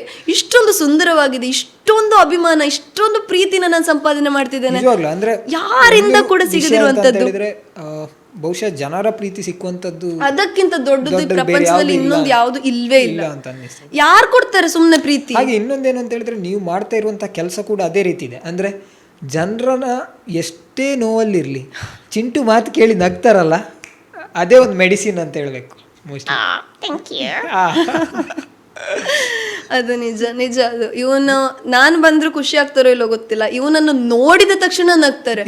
ಏನದು ಅಪಹಾಸ್ಯ ಅಲ್ಲ, ಬಟ್ ಅದು ಖುಷಿಯಿಂದ ಒಳಗಿಂದ ಬರ್ತದೆ. ಈಗ ನೀವೇ ನೋಡಿರ್ಬೋದು, ನಾನು ಸುಮ್ಮನೆ ಹೇಗಿಟ್ಟು ಹಾಯ್ ಅಂದ ನೀವು ನಗ್ಲಿಕ್ಕೆ ಶುರು ಮಾಡಿದ್ರಿ. ಅದು ಅಂದ್ರೆ ಎಷ್ಟೇ ನೋವಿದ್ರು ಕೂಡ ಒಂದು ನಗು ಅಂತ ಹೇಳೋದು ನೋಡಿದ ಕೂಡಲೇ ಬರ್ತದೆ ಅಂತ ಚಿಂಟು. ಹಾಗಾಗಿ ನನಗೆ ನಗು ಆಲ್ವೇಸ್ ಮತ್ತೆ ಸಾಯಿ ಶ್ರುತಿ. ಅದು ನಿಜ. ಇವನ ವಿಷಯದಲ್ಲಿ ನಾನು ಒಪ್ಪಿಕೊಳ್ತೇನೆ. After match okay. ಸೊ ಆ ಥರ ಎಲ್ಲರೂ ಈಗ ಕಲ್ಲು ಬಿಸಾಡ್ತಾ ಇದ್ರೆ ನಾನು ಹೇಳುದಿಷ್ಟೇ, ಎಲ್ರಿಗೂ ಕೂಡ ಅಂದ್ರೆ ಇದನ್ನು ನಾನು ಹೇಳ್ತೀನಿ, ನಾನು ಹಾಗೆ ಮಾಡಿದ್ದೇನೆ ಅಂತ ಅವಳು ಹಾಗೆ ಮಾಡಿದಾಳೆ ನಾನು ಹಾಗೆ ಮಾಡಬೇಕು, ದಟ್ ಇಸ್ ನಾಟ್ ರೈಟ್. ಅದು ಬೇಡ. ಒಬ್ಬೊಬ್ರದ್ದು ಒಂದೊಂದು ಜೀವನ ಇರ್ತದೆ, ಅವರಿಗೆ ಅದು ಅಕಾರ್ಡಿಂಗ್ಲಿ ಅವ್ರು ಪ್ಲಾನ್ ಮಾಡಬೇಕು. ಆದ್ರೂ ನಾನು ಹೇಳೋದೊಂದೇ, ಈ ಕ್ರಿಟಿಸಿಸಮ್ ಮಾಡೋರ ಬಗ್ಗೆ ತಲೆ ಕೆಡಿಸ್ಕೊಳ್ಬೇಕಾ ಬೇಡವಾ ಅನ್ನೋದ್ರ ಬಗ್ಗೆ. ಕ್ರಿಟಿಸಿಸಮ್ ಮಾಡೋದನ್ನೆಲ್ಲ ನಾವು ಅವರು ಕಲ್ಲು ಬಿಸಾಡ್ತಿದ್ದಾರೆ ಅಂತ ಅನ್ಕೊಳ್ಳೋ, ಕಲ್ಲು ಮೇಲಿಂದ ಮೇಲೆ ಮೇಲಿಂದ ಮೇಲೆ ಮೇಲಿಂದ ಮೇಲೆ ಬಿಸಾಡ್ತಿದ್ದಾರೆ. ಸೊ ಆ ಕಲ್ಲನ್ನ ನಾವು ತಲೆಯಲ್ಲಿ ಇಟ್ಕೊಂಡು ಓಡಾಡಿದ್ರೆ ನಮಗೆ ಭಾರ ಆಗ್ತದೆ. ನಮಗೆ ಅಲ್ವಾ, ಕಲ್ಲನ್ನೆಲ್ಲ ಸುಮ್ಮನೆ ಕಲೆಕ್ಟ್ ಮಾಡಿ ತಲೆಯಲ್ಲಿ ಇಟ್ಟುಕೊಳ್ಳೋದಕ್ಕಿಂತ ಕೆಳಗೆ ಹಾಕು, ಕೆಳಗೆ ಹಾಕಿ ಅದನ್ನು ಮೆಟ್ಟಿನ ಮಾಡಿಕೊಂಡು ಹತ್ತಿಕೊಂಡು ಹೋಗು. ನಿಜವಾಗ್ಲೂ ಎಕ್ಸಾಕ್ಟ್ಲಿ ಎಕ್ಸಾಕ್ಟ್ಲಿ ಅಷ್ಟೇ ಸಿಂಪಲ್. ಗೊತ್ತಾಯ್ತಾ? ಯಾಕೋ ಚಿಂಟು ಕೂಡ ನಂತರನೇ ಮಾತಾಡ್ತಾನ ಅಂತ ನನಗೆ ಎಕ್ಸಾಕ್ಟ್ಲಿ ಹೇಳಿ ಹೇಳಿ ಅಭ್ಯಾಸ. ಸೊ ಇವಾಗ ಚಿಂಟು ಕೂಡ ನಂತರನೇ ಮಾತಾಡ್ತಾ ಇದ್ದಾನೆ. ಅದೇ ನೀವು ಅದಂದ್ರೆ 4 ನಾನು ಪಾಡ್ಕಾಸ್ಟ್ ನೋಡಿದೆ, ಅಲ್ಲಿ ನಾನು ಸಚಿವ ನೋಡಿದೆ. Exactly very good. ಅದೇ ನಾನು ನೋಡಿದ್ದು. ನೀನ್ ಯಾವಾಗ ಮಾರಾಯ ನೋಡಿದ್ದು ಪಾಡ್ಕಾಸ್ಟ್? ಅದೇ ನೀನ್ ಆ ಕಡೆ ಈ ಕಡೆ ಸುತ್ತಿಕೊಂಡಿದ್ಯಲ್ಲ, ನಡ್ಕೊಂಡಿದ್ಯಲ್ಲ ಆಗ. ಓ ಅದೇ ನನ್ನ ಮೊಬೈಲ್ ತಗೊಂಡು ಎಂತ ಮಾಡಿದೀವನು ಅಂತ ನೆನ್ಸಿದೆ. ಟ್ಯಾಲೆಂಟೆಡ್ ನನ್ನಕ್ಕಿಂತ ನಾನ್ ಟ್ಯಾಲೆಂಟೆಡ್ ಅಂತ ನಾನು ಎಂತದ್ದು ಅಲ್ಲ ಇವನ ಮುಂದೆ. ಅದ ನಿಜ ಇಲ್ಲ ಅಂತ ಬಾಯಿ ಮತ್ತಿಗಾದ್ರೂ ಹೇಳ್ತೀಯ ಮರೆಯ? ಅದಿಲ್ಲ. ಸೊ ಇವಾಗ ಮುಂದಿನ ಯೋಜನೆಗಳು ಏನೆಲ್ಲ ಪ್ಲಾನ್ಸ್ ಇದೆ, ಏನು ಮಾಡಬೇಕು ಅಂತಿದೆ, ನೆಕ್ಸ್ಟ್ ಏನೆಲ್ಲ ಮಾಡಬೇಕು ಅಂತಿದೆ ಜೀವನದಲ್ಲಿ? ಏನೇನೇನೇನೋ ಮಾಡ್ಬೇಕು ಅಂತ ಇದೆ. ಓಕೆ, ಆದ್ರೆ ಇವಳು ಏನ್ ಆಡ್ತಾಳೆ ಅಂತ ಯಾರಿಗೂ ಗೊತ್ತಿಲ್ಲ ಅಲ್ಲ? ಯಸ್. ಯಾಕಂತ ಹೇಳಿದ್ರೆ ನನ್ನ ಒಬ್ಬ ಅಣ್ಣ ಸ್ಕಂದ ಅಂತ, ನನ್ನ ದೊಡ್ಡಪ್ಪನ ಮಗ, ಅವನೊಂದು ನನಗೆ ಮಾತು ಹೇಳಿದ್ದ ಒಂದು 5-6 ವರ್ಷಕ್ಕೆ ಹಿಂದೆ ಕಾಲ್ನಲ್ಲಿ. ಅದು ನನಗೆ ಈಗಲೂ ನನ್ನ ಜೀವನದಲ್ಲಿ ನಾನು ಫಾಲೋ ಮಾಡಿಕೊಂಡು ಬರ್ತಿದ್ದೇನೆ. ನಾನು ಸ್ವಲ್ಪ ಬಿಚ್ಚೊಲೆಗೌರಮ ಅಲ್ಲ, ಸಾರಿ ತಪ್ಪಾಯ್ತು, ಹಾಗಲ್ಲ, ಅಂದರೆ ಸ್ವಲ್ಪ ಬಡ ಮಾತು, ಜಾಸ್ತಿ ಮಾತಾಡ್ತಿದ್ದೆ, ಜಾಸ್ತಿ ಎಕ್ಸ್ಪ್ರೆಸ್ ಮಾಡ್ತಾ ಇದ್ದೆ, ಎಲ್ಲ ಹೇಳ್ತಿದ್ದೆ, ಫಿಲ್ಟರ್ ಇಲ್ಲ. ಈಗ ಫಿಲ್ಟರ್ ಮಾಡ್ತೇನೆ, ಬಟ್ ಆವಾಗ ಫಿಲ್ಟರ್ ಇರಲಿಲ್ಲ. ಬಡ ಹೇಳಿಕೊಂಡು ಹೋಗುದು. ಅದೇ ಒಂಥರ ರೇಡಿಯೋ ಜಾಕಿ ತರ ಅಂತ. ಸೊ ಆ ಥರ ನಾನು ಹೇಳಿಕೊಂಡು ಹೋಗ್ತಿದ್ದವಳು. ಆಗ ಅಣ್ಣ ಒಂದು ದಿನ ನನ್ನ ನಿಲ್ಲಿಸ್ದೆ, ಮಾತಾಡಿ, ಎಷ್ಟು ಹೇಳ್ತಿದ್ಯಾ ನಿನ್ನ ಬಗ್ಗೆ ನೀನು, ಇಷ್ಟೊಂದು ವಿಷಯಗಳನ್ನು ನೀನು ಯಾಕೆ ನನ್ನ ಜೊತೆ ಹೇಳ್ತಿದ್ಯಾ ಅಂತ. ನನಗೆ ಎಂತ ಅಂತ ಇತ್ತು, ಯಾಕೆ ಹೇಳ್ಬಾರ್ದು, ನನ್ನ ಅಣ್ಣ ಅಲ್ಲ, ನಾನು ಹೇಳ್ತೇನೆ, ನನಗೇನು. ಆವಾಗ ಅವನು ಹೇಳಿದ, ಶ್ರುತಿ ಇಲ್ಲಿ ಕೇಳು, ನಾವು ಎಷ್ಟೇ ಆಗಲಿ, ಎಷ್ಟೇ ದೊಡ್ಡವರಾಗಲಿ ಅಥವಾ ಎಷ್ಟೇ ಸಣ್ಣವರ ನಮ್ಮ ಜೀವನದಲ್ಲಿ ಏನೇ ಇರಲಿ, ನಮ್ಮ ಹತ್ರ ನಮ್ಮದೇ ಅನ್ನೋ ಒಂದು ಸೀಕ್ರೆಟ್ ಇರಬೇಕು. ಅದು ಎಷ್ಟೇ ನಂಬಿಕಸ್ಥರಾಗಲಿ, ನಮ್ಮ ಸ್ವಂತ ಅಪ್ಪ ಅಮ್ಮ ಗಂಡ ಹೆಂಡತಿ ಯಾರೇ ಆಗಿರಲಿ, ನಮ್ಮ ಹತ್ರ ನಮ್ಮದೇ, ಅದು ಬರೀ ನಮಗೆ ಗೊತ್ತಿರುವಂಥ ಸೀಕ್ರೆಟ್ಸ್ ಇರಬೇಕು. Over explain is not good. Over explanation ಮಾಡಬೇಡ. ನೀನು ನಿನ್ನ ಹತ್ರ ಅದನ್ನು ಇಟ್ಕೋ, ನಾನು ಕೇಳೋದಿಲ್ಲ. ನನಗೆ ಕ್ಯೂರಿಯಾಸಿಟಿ ಇರ್ಬೋದು ನಿನ್ನ ಬಗ್ಗೆ ತಿಳ್ಕೊಳ್ಳಿಕ್ಕೆ, ಬಟ್ ಹೇಳಲಿಕ್ಕೆ ಹೋಗಬೇಡ, ಅದು ನಿನ್ನ ಹತ್ರನೇ ಇರಲಿ. ಅದು ನನಗೆ ಹೊಡಿತು, ಅದು ನಾನು ಯಾವತ್ತೂ ಮರೆಯೋದಿಲ್ಲ. ಐ ರಿಯಲಿ ಥ್ಯಾಂಕ್ ಮೈ ಸ್ಕಂದಣ್ಣ ಫಾರ್ ದ್ಯಾಟ್. ಅದು ವೆರಿ ವೆರಿ ಇಂಪಾರ್ಟೆಂಟ್, ತುಂಬ ಇಂಪಾರ್ಟೆಂಟ್ ನನಗೆ ಅದು ಅವತ್ತು. ನನಗೆ ಯಾಕಂದ್ರೆ ಅವಾಗ ಗೊತ್ತಿರಲಿಲ್ಲ, ಟೀನೇಜ್ ಅಷ್ಟೇ ಆವಾಗ, ಏನು ಗೊತ್ತಿತ್ತು. ಆವಾಗ ಅವನು ಆ ಮಾತು ಹೇಳಿದಲ್ಲ, ನಾನು ಅಲ್ಲಿಂದ ಮತ್ತೆ ನನ್ನ ಸೀಕ್ರೆಟ್ಸ್ನ ಯಾರ ಜೊತೆ ಶೇರ್ ಮಾಡ್ತಿರ್ಲಿಲ್ಲ. ನನಗೆ ಅದರ ಪವರ್ ಗೊತ್ತಾಯಿತು. ಅದೇ ಥರ ನನ್ನ ಮುಂದಿನ ಯೋಜನೆಗಳು ಕೂಡ ನಾನು ಕ್ಲೂ ಕೊಡ್ಬೋದು, ಬಟ್ ನಾನು ಎಕ್ಸಾಕ್ಟ್ ಹೇಳಲ್ಲ. ಈವನ್ ನಾನು ಹೇಳ್ಬೇಕಂದ್ರೆ ಅದು ಆಕ್ಚುಲಿ ಸೀಕ್ರೆಟ್ ಆಗಿ ಇದ್ರೆ ಒಳ್ಳೇದು, ನಮಗೂ ನೋಡೋರಿಗೆ ಕುತೂಹಲ ಇರುತ್ತೆ. ಎಕ್ಸಾಕ್ಟ್ಲಿ, ಬಟ್ ನಾವು ಕ್ಲೂ ಕೊಡ್ಬೋದು, ಮಾಡ್ಬೋದು. ಫಾರ್ ಎಕ್ಸಾಂಪಲ್ ಇವಾಗ ಟ್ರೈಲರ್ ಕಟ್ ಮಾಡ್ಬೇಕಾದ್ರೆ ಅದರಲ್ಲಿ ಎಕ್ಸಾಕ್ಟ್ಲಿ ಈಗ ನೀವು ಕಾಯಿಲೆ ಇವಳಿಗೆ ಓ ನಾನು ಎಕ್ಸಾಕ್ಟ್ ಅದೇ ಹೇಳ್ತಿದ್ದೀನಲ್ಲ. ಎಕ್ಸಾಕ್ಟ್ಲಿ. ಸೊ ಹಾಗೆ ಬಹುಶಃ ಅದೇ ರೀತಿ ಕ್ಯೂರಿಯಾಸಿಟಿ ಇದ್ದರೆ ಹೌದೌದು. ಈಗ ನನ್ನದು ಈಗ ಮುಂದಿನ ಆಲೋಚನೆಗಳು ಸಾವಿರ ಇರ್ಬೋದು. ಈಗ ನನ್ನ ಫ್ಯಾಮಿಲಿ ಮೆಂಬರ್ಸೇ ಆಗಿರ್ಬೋದು, ಫ್ರೆಂಡ್ಸೇ ಆಗಿರ್ಬೋದು, ಅವರದ್ದು ಪಕ್ಕದಲ್ಲಿ ಕೂತ್ಕೊಳ್ಳೋವಾಗ ಅವತ್ತು ಹೇಳದೇ ಇದ್ರೂ ಕೂಡ ಅವರು ಒಂಥರ ಮುಖ ಮಾಡ್ತಾರೆ. ಅವಾಗ ನಮಗೂ ಸಹ ಬೇಜಾರಾಗ್ತದೆ. ಅಂದ್ರೆ ಅವ್ರ ಹತ್ರ ನನ್ನ ಹತ್ರ ಹೇಳುದಿಲ್ಲಲ್ಲ ನೀನು. ನಾನ್ ಸಹ ಹೇಳ್ತೇನೆ, ನನ್ನ ಹತ್ರ ಹೇಳುದಿಲ್ಲಲ್ಲ ನೀನು, ಆದ್ರೂ ಹೇಳುದಿಲ್ಲ ಹೇಳು. ನನ್ನ ಹತ್ರನೇ ಹೇಳಲಿಲ್ಲ. ನಿನ್ನ ಹತ್ರ ಹೇಳಿಲ್ವಾ? ಅದೇ ಬ್ರೇಕಿಂಗ್ ನ್ಯೂಸ್. ಅಯ್ಯೋ. ಸೊ ನನಗೆ ಅವರಿಗೆ ಹೇಳದಿರ್ಲಿಕ್ಕೆ ಆಗುದಿಲ್ಲ. ಆವಾಗ ನಾನು ಒಂಥರ ಪೆದ್ದಿ ಥರ ಬಿಹೇವ್ ಮಾಡ್ತೇನೆ. ಆ್ಯಕ್ಚುಲಿ ಇದೊಂದು ಟ್ರಿಕ್. ಅಯ್ಯೋ ಹೇಳ್ತಿದ್ದೇನೆ, ಪರವಾಗಿಲ್ಲ ಇರಲಿ. ಹೇಳಿ ತೊಂದ್ರೆ ಇಲ್ಲ, ನೋಡೋರೆಲ್ಲ ನೋಡಿಕೊಳ್ಳಿ ಇಲ್ಲೇ, ಆದ್ರೂ ಅವ್ರಿಗೆ ಗೊತ್ತಾಗೋದಿಲ್ಲ. ಸೊ ನಾನೆಂತಂದರೆ, ನಮಗೆ ಎಷ್ಟೇ ಗೊತ್ತಿರಲಿ ನಾವು ಗೊತ್ತಿಲ್ಲದಾಗಿರ್ಬೇಕು. ನಿಜವಾಗ್ಲೂ ಅದು ತುಂಬ ಜೀವನದಲ್ಲಿ ಇಂಪಾರ್ಟೆಂಟ್ ಆಗಿದೆ. ನನಗದು ಪ್ರಾಕ್ಟಿಕಲಿ ನನಗೆ ತುಂಬ ಅದು ಹೆಲ್ಪ್ ಆಗಿದೆ. ತುಂಬ ಜನರಿಂದ ಅದನ್ನು ನಾನು ಕಲ್ತಿದ್ದೇನೆ. ನಮಗೆ ಕೆಲವು ವಿಷಯಗಳು ಗೊತ್ತಿರ್ತದೆ ಅಥವಾ ನಾನು ಹೇಳಬೇಕು ಅಂತ ಇರ್ತದೆ, ಆದರೆ ಅವ್ರ ಹತ್ರ ಅದಂತ ಐಡಿಯಾವೇ ಇಲ್ಲ ಅನ್ನೋ ಆಗೊಂದು ಪೆದ್ದಿ ಥರ ಬಿಹೇವ್ ಮಾಡಿಬಿಡೋದು. ಅಂದರೆ ನನಗದು ಗೊತ್ತೇ ಇಲ್ಲ, ನನಗದಕ್ಕೂ ಸಂಬಂಧವೇ ಇಲ್ಲ. ನಾನು ಅದನ್ನು ಫಸ್ಟ್ ಟೈಮ್ ಕೇಳ್ತಿದ್ದೇನೆ. ಫ್ಯೂಚರ್ ಬಗ್ಗೆ ಆಲೋಚನೆ ಎಲ್ಲ ಮಾಡಬೇಕಾ? ಫ್ಯೂಚರಲ್ಲಿ ಹಾಗೆಲ್ಲ ಇರ್ತದಾ, ನೀನು ಎಂತೆಲ್ಲ ಮಾಡಿದೆ ಅಂತ ಅವ್ರದ್ದು ಒಕ್ಕುದು. ನಾನು ಇನ್ಫಾರ್ಮೇಷನ್ ಕಲೆಕ್ಟ್ ಮಾಡೋದಲ್ಲಿ ಭಾರಿ ಹುಷಾರಿದ್ದೇನೆ ಆಯ್ತಾ. ಅವರದೆಲ್ಲ ಒಕ್ಕುದು, ಅವರದೆಲ್ಲ ತಿಳ್ಕೊಳ್ಳೋದು ಅಂತೇಳಿದ್ರೆ ನನಗೊಂದು ನಾಲೆಜ್ಗೆ. ನಾನು ಇನ್ನೊಬ್ರ ಹತ್ರ ಹೋಗಿ ಹೇಳೋ ಜನ ಅಲ್ಲ. ಸತ್ರ ಹೇಳೋದಿಲ್ಲ ಹೇಳು. ಬಟ್ ಅದರಿಂದನೂ ಕಲಿಬಹುದು. ಎಕ್ಸಾಕ್ಟ್ಲಿ. ನಾವು ಪ್ರತಿಯೊಬ್ಬರ ಅದಕ್ಕೊಂದು ಪರ್ಯಾಯ ಪದ ಹುಡುಕ್ಬೇಕೀಗ ನನಗೆ. ಕರೆಕ್ಟ್. ಇದಕ್ಕೆನಾ? ಓಕೆ ಇದು ಓಕೆ. ಸೊ ನನಗೆ ಆ ಥರ ಏನು ಹೇಳ್ತಾರೆ, ಇನ್ನೊಬ್ಬರ ಬಗ್ಗೆ ತಿಳ್ಕೊಳ್ಳೋದು, ಇನ್ನೊಬ್ಬರ ಜೀವನದ ಬಗ್ಗೆ ತಿಳ್ಕೊಳ್ಳುವಂಥದ್ದು, ಇದೆಲ್ಲ ತುಂಬ ಇಷ್ಟ.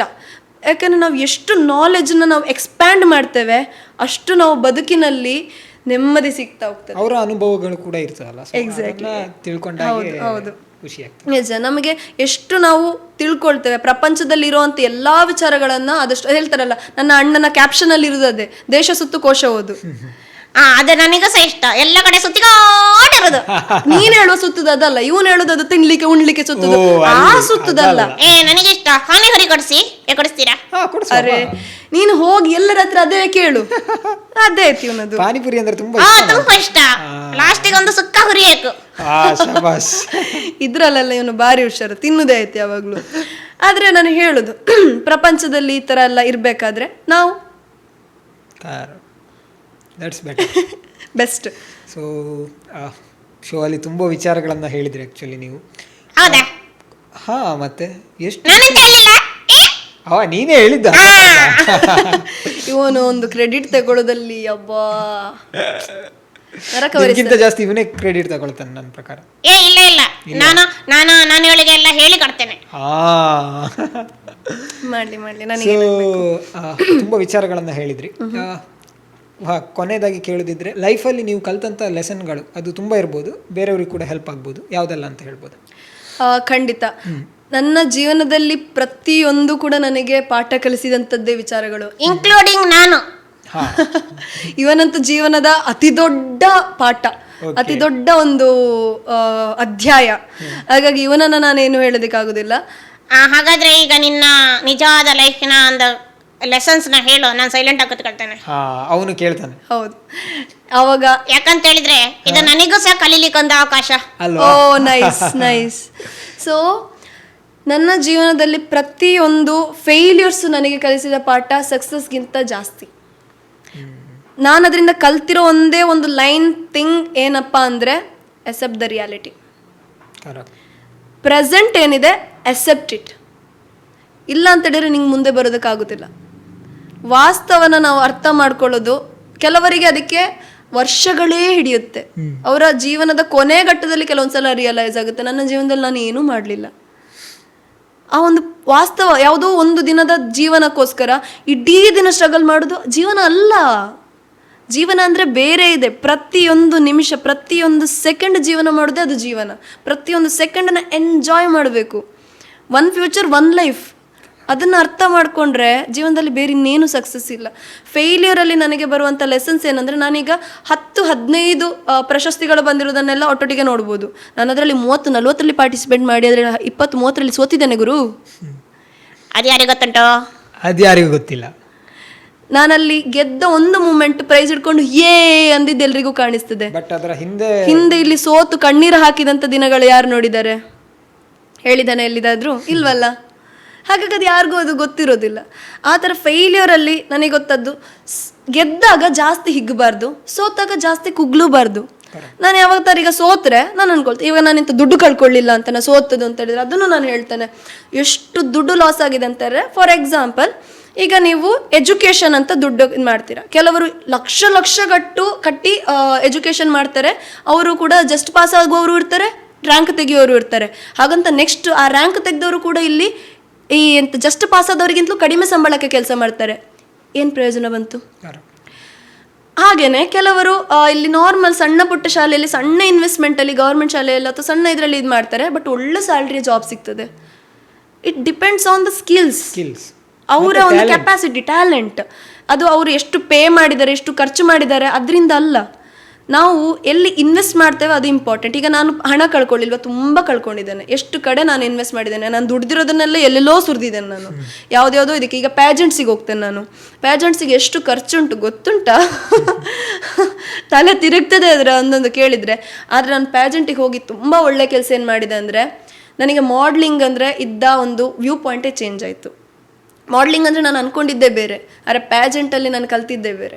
ಕಂಪ್ಲೀಟ್ ಒಂದು ಪರ್ಸನಾಲಿಟಿನ ಫಾರ್ಮ್ ಮಾಡಿ ಕಾನ್ಫಿಡೆನ್ಸ್ ಬಿಲ್ಡ್ ಮಾಡೋದು ಹೇಗೆ, JCIಯಲ್ಲಿ ಲೀಡರ್ಶಿಪ್ ಬಿಲ್ಡ್ ಮಾಡೋದು ಹೇಗೆ. ನಾನು ಅಲ್ಲೆಲ್ಲ ಹಣ ಇನ್ವೆಸ್ಟ್ ಮಾಡಿದ್ದೇನೆ. ಅದೆಲ್ಲ ಹಣ ಇನ್ವೆಸ್ಟ್ ಮಾಡಿದ್ದು ವೇಸ್ಟ್ ಅಲ್ಲ, ಹಣ ಖರ್ಚು ಮಾಡಿದ್ದೇನೆ. ಪ್ರತಿಯೊಂದರಲ್ಲೂ ಕೂಡ ಒಂದೊಂದನ್ನು ಕಲಿಬಹುದು. ಎಕ್ಸಾಕ್ಟ್ಲಿ. ಇವಾಗ ಎಜುಕೇಷನಲ್ಲಿ ಅಷ್ಟೆಲ್ಲ ನಾವು ಇದು ಮಾಡಿ ಹಣ ಖರ್ಚು ಮಾಡಿ ಒಂದು ಜಾಬ್ ತಗೊಂಡು ನಿನಗೆ ಇಷ್ಟ ಇಲ್ಲದ ಕಡೆ ಕೆಲಸ ಮಾಡ್ತಿದ್ಯಾ ಅಂತಾದರೆ ನಿನ್ನ ಲೈಫ್ ಲಾಂಗಿನ ಗೋಲ್ ಎಂತ ಅಂದರೆ ಮೋಟಿವ್ ಎಂತ? ನಿಮಗೆ ನೆಮ್ಮದಿ ಉಂಟಾ ಜೀವನ? ನಾನು ಅಷ್ಟೇ ಕೇಳೋದು. ಈಗ ನಿಮಗೆ ನೀವು ಮಾಡುವ ಕೆಲಸದಲ್ಲಿ ನೆಮ್ಮದಿ ಉಂಟಾ? ಮಾಡಿ ಮಾರೆ.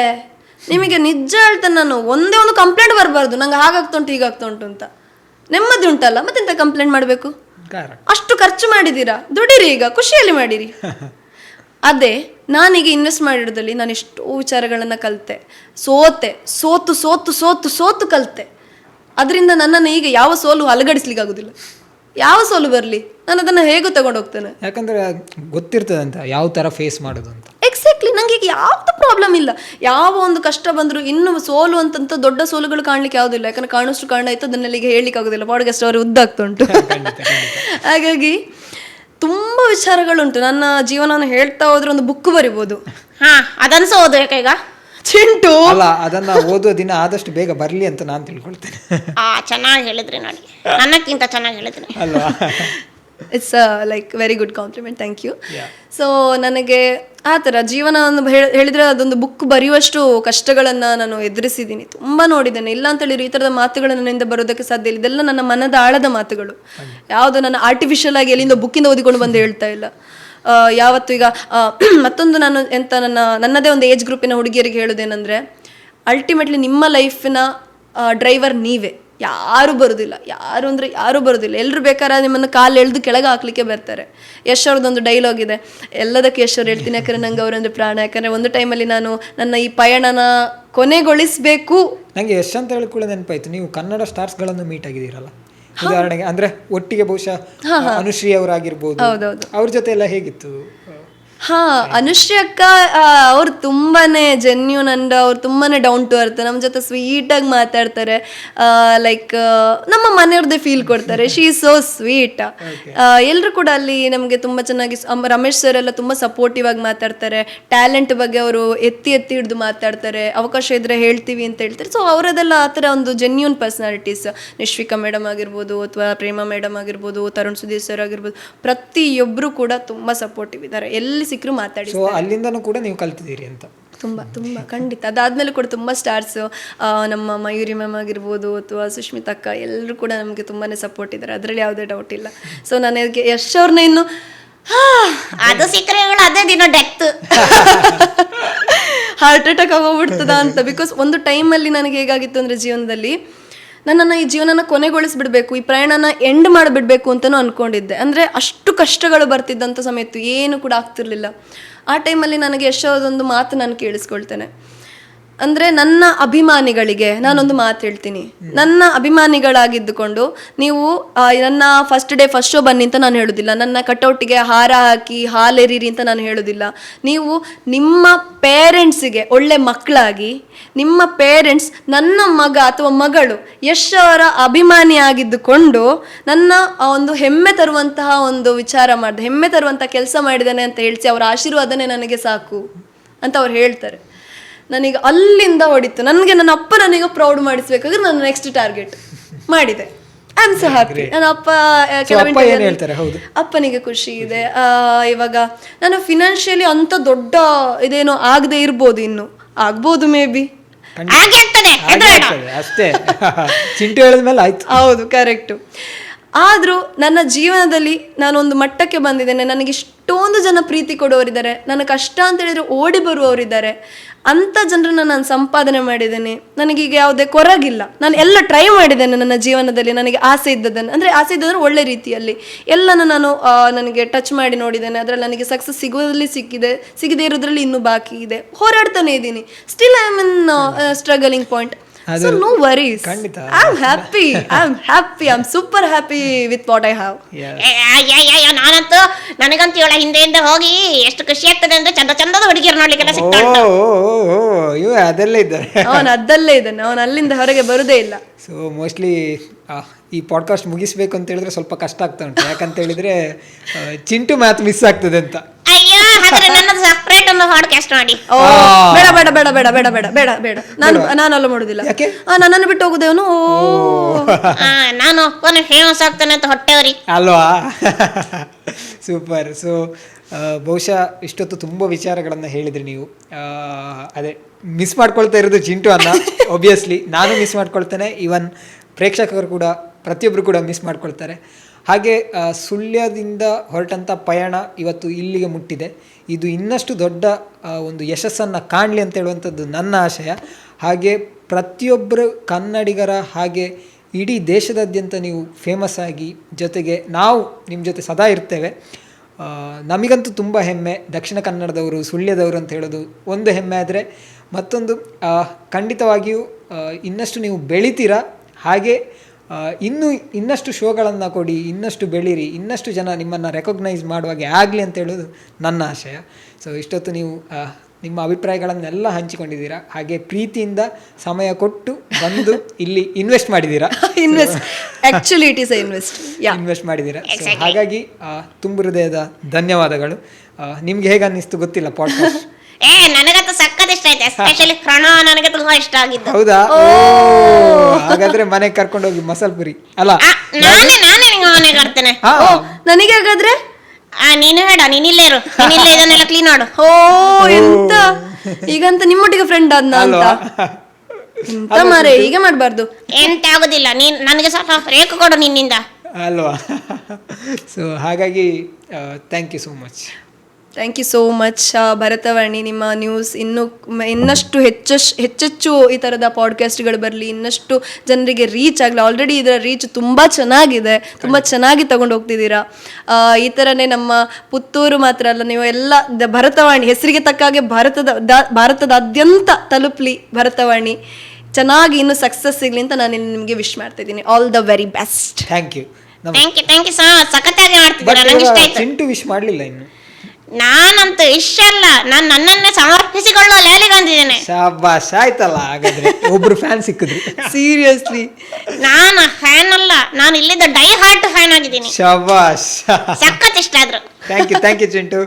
ಸೊ ಖಂಡಿತವಾಗಿ ಇನ್ನೊಂದು ಶೋಗೆ ಚಿಂಟುವೇ ಬರಬೇಕು. ಚಿಂಟು ಜೊತೆ ಒಂದು ಶೋ ಮಾಡಬೇಕು ಅಂತ ಹೇಳೋದು ನನ್ನ ಆಶಯ. ಸೊ ಖಂಡಿತ. ಧನ್ಯವಾದಗಳು. Thank you so much.